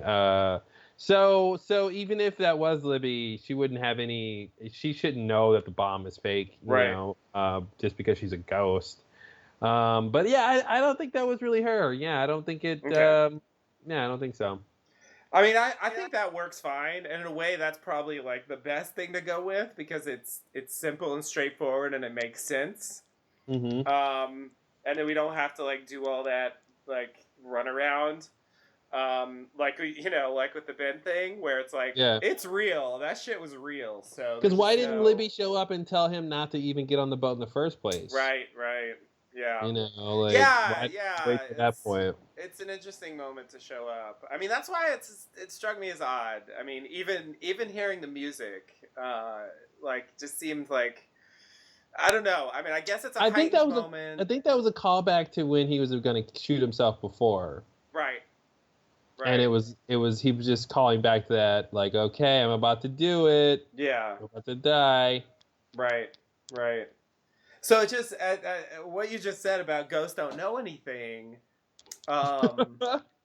which is like, I think, a good a good rule to follow, or to remember, for this show. I think I'm going to get some angry emails from the AGDL, the Anti-Ghost Defamation League. I don't know if they approve of my platform here. Yeah, probably not. But I mean, that's their job. They have to advocate for ghosts. I mean, we understand. Let's just say my position personally is that ghosts, like, I mean, they know some things. They just don't necessarily know everything. They know as much as regular people do. I'll put it that way. They know their range of what they've seen and what they know about, like anybody does. I mean, that's how it seems like that it works on the show to me. Yeah. They don't get access, but they don't get access to extrasensory information just because they're ghosts. Right. I mean, there's a couple times where it sort of seems like it, but I think in general that's definitely true. And if you stick with that, then you worry a lot less about the ghosts and why they say the crazy things they say sometimes. Anyway, this whole business reminded me of a ghost incident from season 6, which is how Richard's ghost wife, it's like, you have to stop the man in black or we'll all go to hell, Yeah. And that's what convinces Richard to blow up the plane. But then it turns out that, I think, if I remember right, that Widmore had already rigged the plane to blow up. And of course, Richard never even gets there. But then the man in black shows up and takes the bomb that Widmore planted and rigs that with this crazy device where, like, if you don't set it off, then it goes off or something, if I remember right. Some crazy loophole thing. Yeah. Like, as long as we don't trigger it, then it'll definitely go off. Like, whatever that means. Anyway, like, I just realized that that's a ghosty bomb story that's also, like, ridiculously convoluted and doesn't make sense. Yeah. So they did it twice. Ghost bombs. Ghost bomb. They're dropping ghost bombs. Ghost bombs. Dropping ghost bombs. Wow. Yeah, that's I'm trying to remember the details of that whole thing. Yeah, that was very strange. Yeah, we'll have to, it's been too long. I definitely don't remember all the details. Like, I don't remember exactly how it worked on the submarine. It was like if we disable it, it'll go off. Yeah, I feel like that's how it worked. Yeah, it's like booby trapped. So if we try to disable it, it'll go off. But it's like, but that doesn't make it. I never understood why that worked. It's just so weird.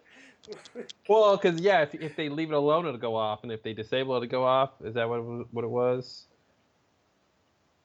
Yeah, something like that. It's just like, but that's a loophole. Like, that's how he can not really kill them, But it's just like, but does that make any sense? Oh, that's right, because they're killing themselves by trying to stop it or something. Yeah. Something like that was bad. Oh, so that's right. So it wasn't really going to go off until they tried to stop it. Yeah, there you go. How are they supposed to know that? That's what I know, right? It's such a bullshit, like, almost legalistic, like, loophole. It's like, really? That's how the rules work? Like, like, it's just, I mean, why would that? There's no rules. Come on. There's no rules. Why can't you just shoot them? I mean, Jesus. He can. He just doesn't think he can. I mean, it's just, and not to mention the fact that he managed to rig such a ridiculous device, like, very quickly off screen and plant it in one of their backpacks. Yeah. What a mess. Anyway, this whole thing with the bomb on the freighter seems very similar. Like, it's just this very convoluted bomb story that just doesn't seem to add up. You know, it's like if you pull it apart, you can't really connect the dots in a way that makes sense. I almost wish they had kept the bomb and then Kimi found it and like decided to rig it and use it himself or something, you know? That would have been cool. Like, that would have made more sense. Because then it would have been like, no, it really was supposed to work at some point. You know? And then that whole thing could have been salvaged. But I guess we'll see. I mean, maybe they say that, and maybe it's just sort of on screen and I never connected the dots. I don't know. But I don't think so. I think Kimi like had his own thing going. I don't think he just uses Ben's fake bomb that might be real. Yeah, that might be real. There's cornflakes in those C4 boxes. There's just cornflakes in there. But yeah, I think I agree. Most of the stuff in the episode doesn't matter. I mean, the island's not done with you. You can't kill yourself. They definitely like went back to that and did a lot with that idea. I think that's the biggest thing they really get out of this episode. The other stuff kind of just fades away. I think Michael is pretty sympathetic. I mean, his desperation to kill himself is, maybe too extreme, but they get to a very dramatic point with him very quickly. And I always felt bad for Michael. I always felt like he got a shitty deal. He didn't really deserve any of the stuff that happened to him. And even if they want to say he made the choice to kill Ana Lucia and Libby, and I don't necessarily deny that that's true, it was clearly under coercion. I mean, it's not like he just woke up one day, nothing else happened, and he decided to shoot Ana Lucia and Libby. Yeah, because you could easily see a situation where he would be punished for just leaving Walt where he was. Like that could have been an equally bad mistake. Like, okay, well, I can't kill these people to save my son. That's bad. So I'll just hope that my son's okay. And then like if something happens, then later it's like, well, you should have done the other thing. Right. Right. Yeah, it's very that whole event is muddled because of it just seems weird that both characters get killed at the same time and what was really going on with like the coercion of Michael, and he's lying, but he's also really trying to do it, and it's crazy. Yeah, and I don't know. I've heard a few like podcasts and people out there talking about the show who really don't like Michael, and I guess I don't know. I feel like there's this weird lingering sense of betrayal. That he was or a traitor. Yeah. And I don't know. I never saw it that way. Yeah, I didn't either. I mean, maybe immediately, right after that episode when he just shoots them and you don't know what's happening. Maybe there's this moment of either he's been brainwashed or he's really joined them or something. But I think as soon as you learn what really happened, I mean, it's like they're holding Walt hostage and saying like, you have to get this guy out of there. This guy that they know is an other and they're holding prisoner, by force. You have to get him out of there or you'll never see your son again. I mean, can you really, is it really the worst thing ever that, he got pushed into killing people to how else was he going to get, he wasn't going to convince anybody that they should let him go, Obviously everybody's going to be, Saeed was suspicious right away. I mean, obviously everyone's going to be like, oh, you're just working for the others. Yeah. The thing he should have done was he should have trusted some of the Losties and got their help in figuring this out. He should have, what to do. To take care of it himself. Now the problem becomes, Ben, because he didn't did he only kill Ana Lucia because he needed to like escape with Ben? Like he thought, well, she's not gonna just let me escape with this guy, so I got to kill her. That's my assumption. Because like he could have like locked her in the room and then bought some time. Now I'm leaving Libby out of the equation here, but like in terms of like what his plan was, he could have just locked. He was clearly just a bystander. Like locked her in the room and then taken Ben. At least he would have had a head start, you know. Yeah. But yeah, it's regardless. He's got a plan though. His plan is to say that Ben, got the gun somehow and escaped. Shot him, shot Ana Lucia. I mean, that's right. Is he letting Ben go? Yeah.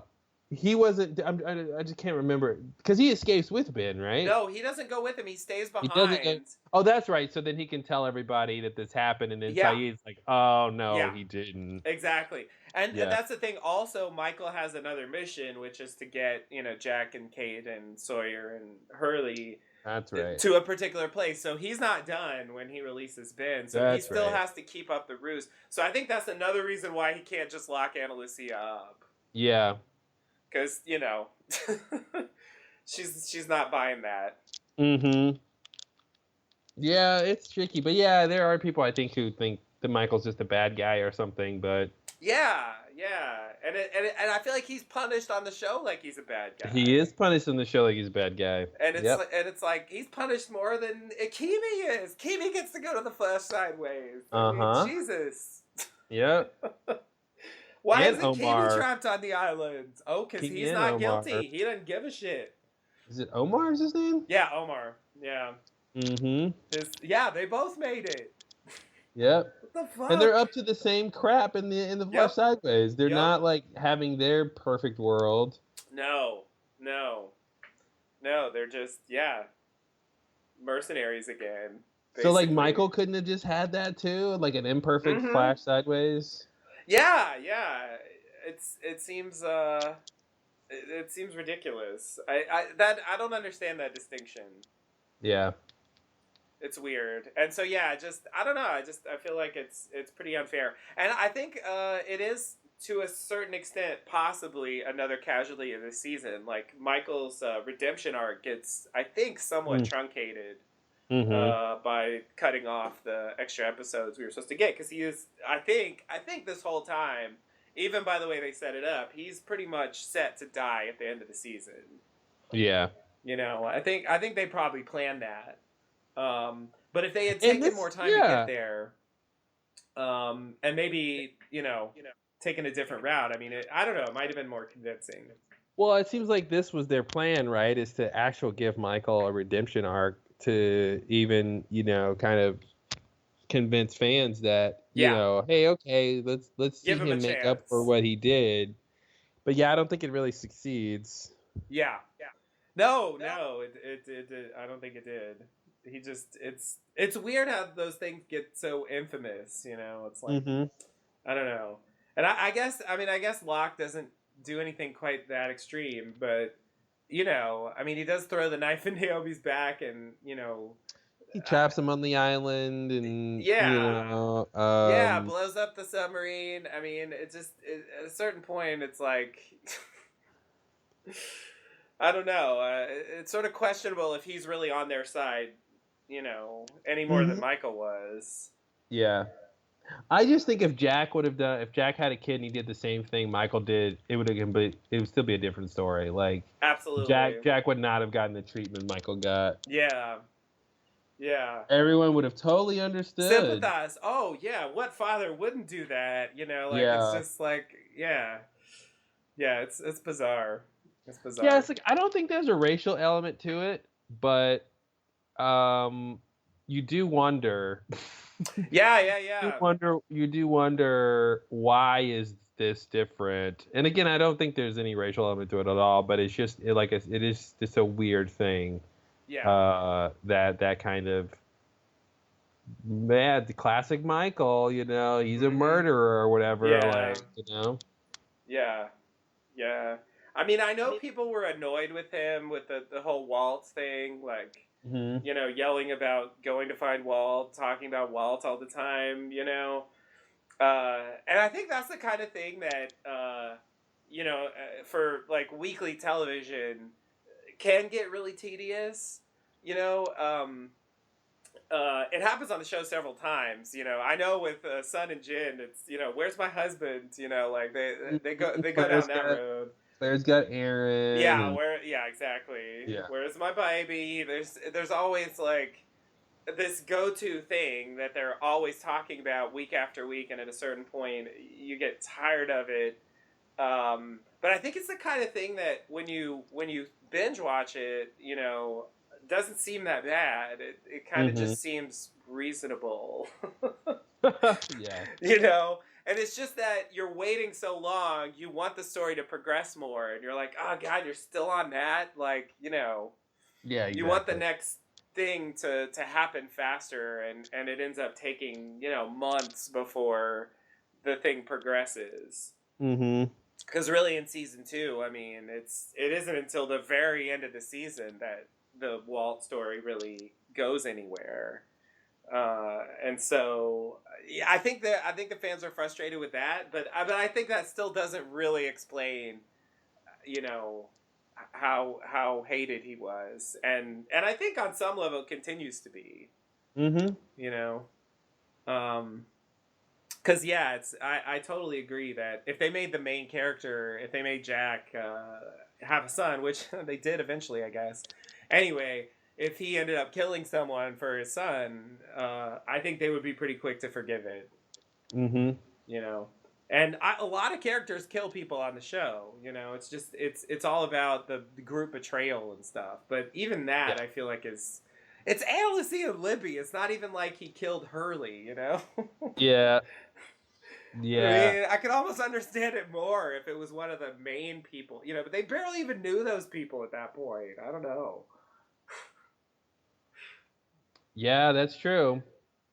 And Ana Lucia doesn't even get to go in the church at the end, Yeah, she's not even there. It's like they weren't even bonded to her enough for her to end up in the church. I feel like Libby barely made it.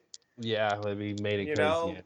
Lucky for her, she had a brief relationship with one of the original people, but it's sort of like they didn't even matter that much to them, and yet this guilt is so deep. Yeah,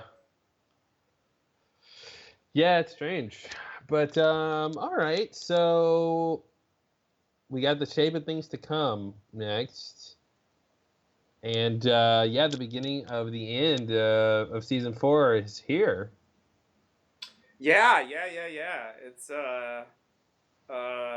It's a huge turning point. I remember Shape of Things to Come being like a huge, crazy ride of an episode that probably will be like Me, Kevin Johnson. That when we know what the outcome is of the whole thing, it might seem like. Like sort of a lot of to-do about stuff that, didn't matter as much as we thought it would.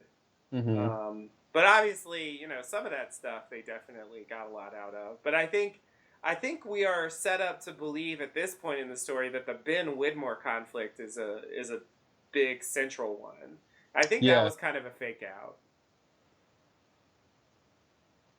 Yeah, I mean it's they're kind of going. I mean, really the progression of the story of Lost is really a reverse chronology, right? So starting with focusing on the Losties, and then you go back to the previous big group of inhabitants, with the others, and then you go back to the previous group with Dharma. And so now you're in kind of this middle phase where the big, they're at least talking about the big conflict between Widmore and Ben, which they'll get back to later because that's, the founding of the, that turning point and the leadership of the others they're going to get into later. Right. So they're kind of, and then obviously they go all the way back to Across the Sea. But it's kind of interesting how, that's the mode of uncovering the mystery of the show is like just going in reverse order towards the beginning, Right.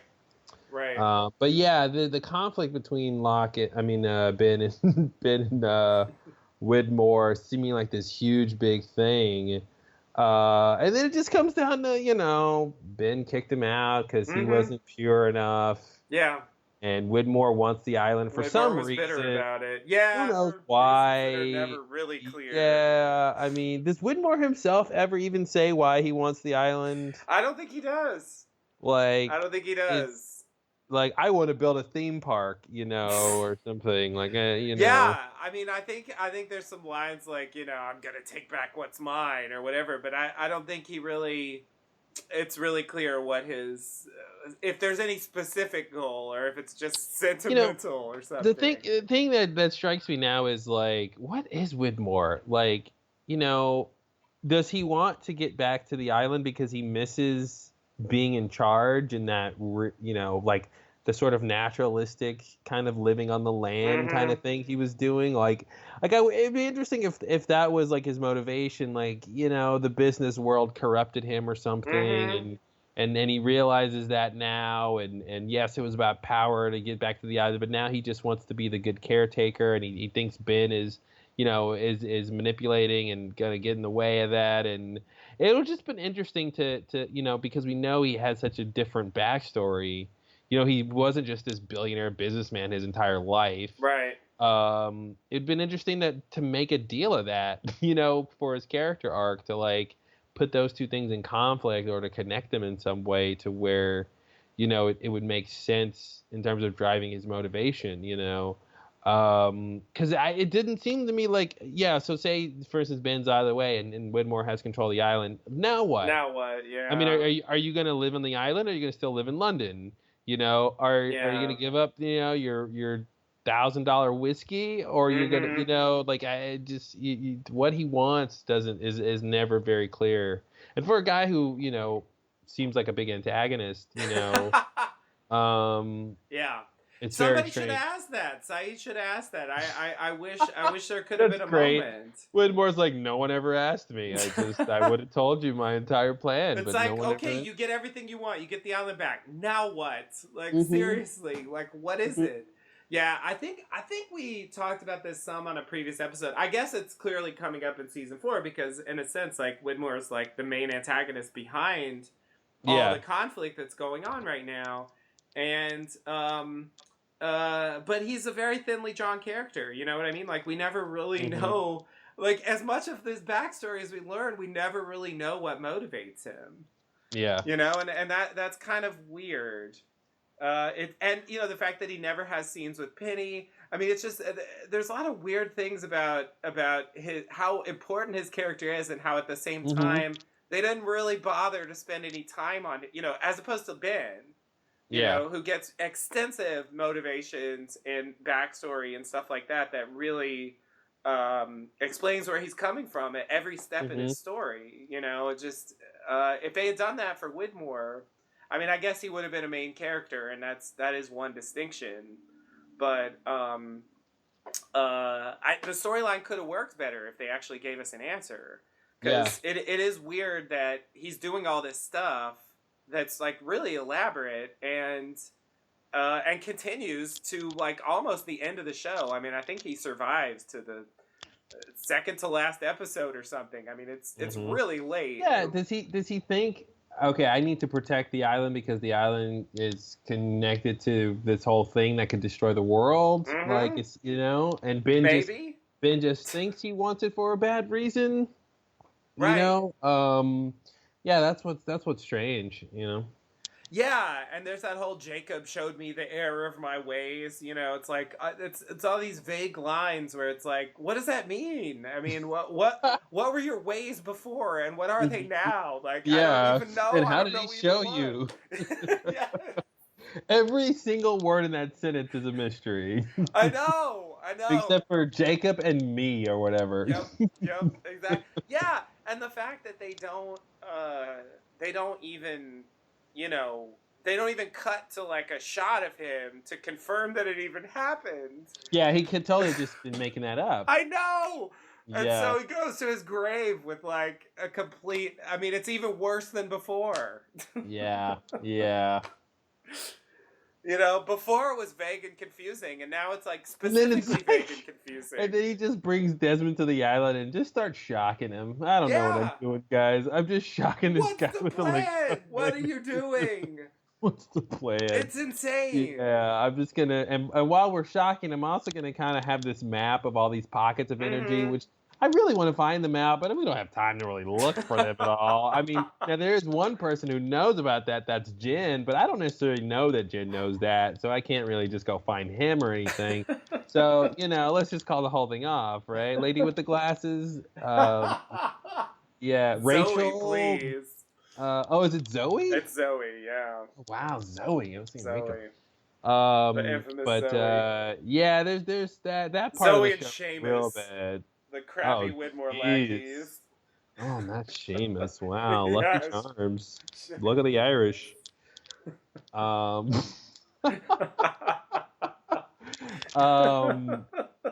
Interesting. Yeah, there's parts of the show that are not that great, and Widmore is involved in some of them. Yeah. I mean, I think there's aspects of his story that are definitely interesting, but I wish they had taken the time to develop it a little more, because it's not quite in the zone of like it's so vague it's interesting. I mean, it's kind of just like it kind of just seems sloppy. Like I was just thinking you could take all the scenes between Widmore and Desmond in this show and like cut together like a trailer about like a fake movie about like the worst father-in-law ever, Right. It's like Meet the Parents. Like Meet the Parents. Yeah. Like he's like, oh man, I'm in love with Penny. I'm in love with your daughter. And then like you cut to him shocking Desmond and then like go back into you could cut together and then like him pouring the whiskey. You're not good enough for this whiskey, and you can make it like a comedy or horror or something, but it's just like, he's like the worst father-in-law ever. Like he's like, like you're not good enough for my daughter. And then next time I see you, I'm just gonna like shock you to death. I don't know. I'm gonna shock you into the afterlife. Well, here's the thing. Not only shock you to the afterlife, but kind of shock you to go see my daughter, like or something. Like you think you're going there. Yep. And then just I don't know what I'm doing. Also, it's a war, so I'm gonna bomb the island. Oh God, I remember the missiles. And also I think I'm gonna kill the Jira passengers. I think I did that. I I'm gonna deny it on screen, but you can assume I did that if you want. But Jacob showed me the error of my ways. Whatever that means. Yeah. Oh my God. Oh jeez. It's a mess. But you're right. There's definitely a hilarious sort of romantic comedy in there somewhere.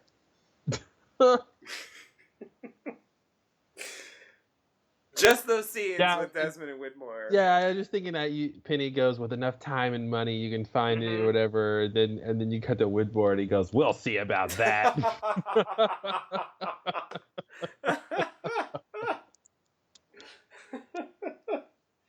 Yeah, what if Widmore was the one who what if he was behind the solo race, He sent a flyer to his house to say, here's a solo race, guaranteed to win over fathers.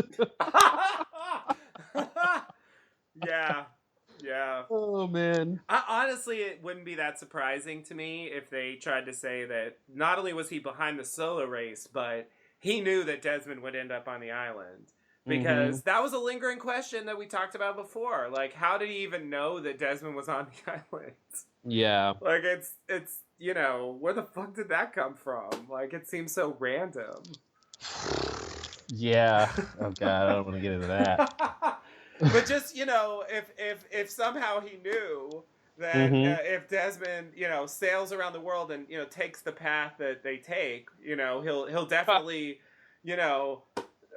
go follow the path and end up going through the barrier or whatever, I mean, it's ridiculous, but it's not that much more ridiculous than the stuff he and actually does. It seems like Widmore finds no irony, right? In that he's connected to this island, and the guy who's in love with his daughter is connected to this island, and it's like later even have this strange power, and like that doesn't seem to be like, you know, maybe you are right for my daughter. He doesn't or appreciate that at all. Yeah, it's just like, yeah, screw you, just help me. Screw you, help me. Go in this room and get yourself shot. But why again? I know, right? We never find out. What did he think was gonna happen? We never find out. I mean, my best guess, if he really talked to Jacob, my best guess is that the plan was to, you know, what ended up happening, which was like the plan was to send Desmond down in the cave and turn off the island. To kill Man in Black. And then kill Man in Black, yeah, like that. I mean, that's... But why shock him? What was the shocking him for? I think it was supposed to be a test, you know, like to see if he could withstand the amount of electromagnetic... Why didn't they test him before they got to the island? Why didn't they wait till it was too late? Oh, the question that kills. Yeah, that's a good point. It's pretty ridiculous to go all the way there and then... oh, maybe we should test this guy before we... put the fate of the world before we commit to this plan. And it's like, what if the test fails? What are you going to do then? Yeah. Like, what's the backup plan? Yeah. There's no backup plan. Desmond just dies. Now what? Sir Desmond's dead. Oh, shit. He went to the fucking afterlife. It wasn't that far from happening. I mean... Yeah. Like, I mean... yeah. It's they sent a guy in there, I remember, like, and he dies, and that proves that it's deadly, you know? So it's just like... Lucky for him, it worked, but it's like, you know, yeah, it's a mess. It really is. Yeah, it's not that good. It's not that good. It really falls apart. That whole end of seasons, yeah, all that falls apart. Yeah, and I mean, we're already seeing shades of that in this at this stage. You know, it's crazy. This is the shape of things to come. Wow. You brought it full circle. Well done. Brought it full circle. Well done. On my first podcast. All right. Yeah, well, not. Anything else on Meet Kevin Johnson? I think it's your 163rd. I think it is. Not to put a number on it. I'm both proud and disappointed. But yeah, no, I think that's good. I agree. Like, it's a little underwhelming, but in general, I found it a fairly enjoyable episode. It was like fairly eventful, let's say. You know, getting the reveal about the freighter stuff. We got some fun flashbacks with Naomi showing up, and the stuff with you know, Alex and Rousseau at the end was pretty dramatic. You know, it was kind of a ridiculous, like, little get together at the barracks. You know, I think there's definitely worse episodes than this one, but it was a bit of a functional one. You know, kind of just filled in gaps. You know, progressed the storyline a little bit, and you know, left us with a cliffhanger. Yeah. Kind of classic Lost in that way. Gotta love in the beginning. They were like, Ben won't even tell it to his spy on the boat. It's Michael. I'll tell you that right now. It's Michael. I don't want to hide that at all. Yeah, that whole beginning was weird. I forgot about the beginning. That was awkward. That Locke has this huge meeting and everyone kind of says everything everybody knows. Yeah. You know, and then, okay, we're done with that. And it's just sort of information sharing. Like, everyone gets on the same page. The thing they like almost never do. Yeah. It's really rare. And it's sort of like, I want someone to say, you know, it's too bad Saeed isn't there. Why are you so blasé about saying it now? You were asked who the man on your boat was before, and you refused to answer. It's been a secret this whole time. Why is it not a secret all of a sudden? You know, like, I don't even really understand, except that the audience knows. You know? Yeah. And so they're just like, well, what if that was his answer? Oh my god, that would be terrifying. That would be super scary if he just, like, turns to the camera and he's like, at you. Because the Frank audience Underwood's you. knows. Yeah. Oh, wow. That'd be super scary. Because Yeah. they know now. Oh God. Oh God. But that was hilariously casual. Like, yeah. It's Michael. It's not really That's like a thing anymore. Mm-hmm. Get over it. What now? It's Michael. What's the next step? Yeah, exactly. What else happened here? Where do we go from there? Cool. Well, all right then. Well, thanks for listening, everybody. We'll be back next time with the shape of things to come and continue on this last part of season 3 or 4. Yeah, please. Let's not go back to season 3. Yeah, sounds good. All right. Thanks and namaste. Namaste and good luck.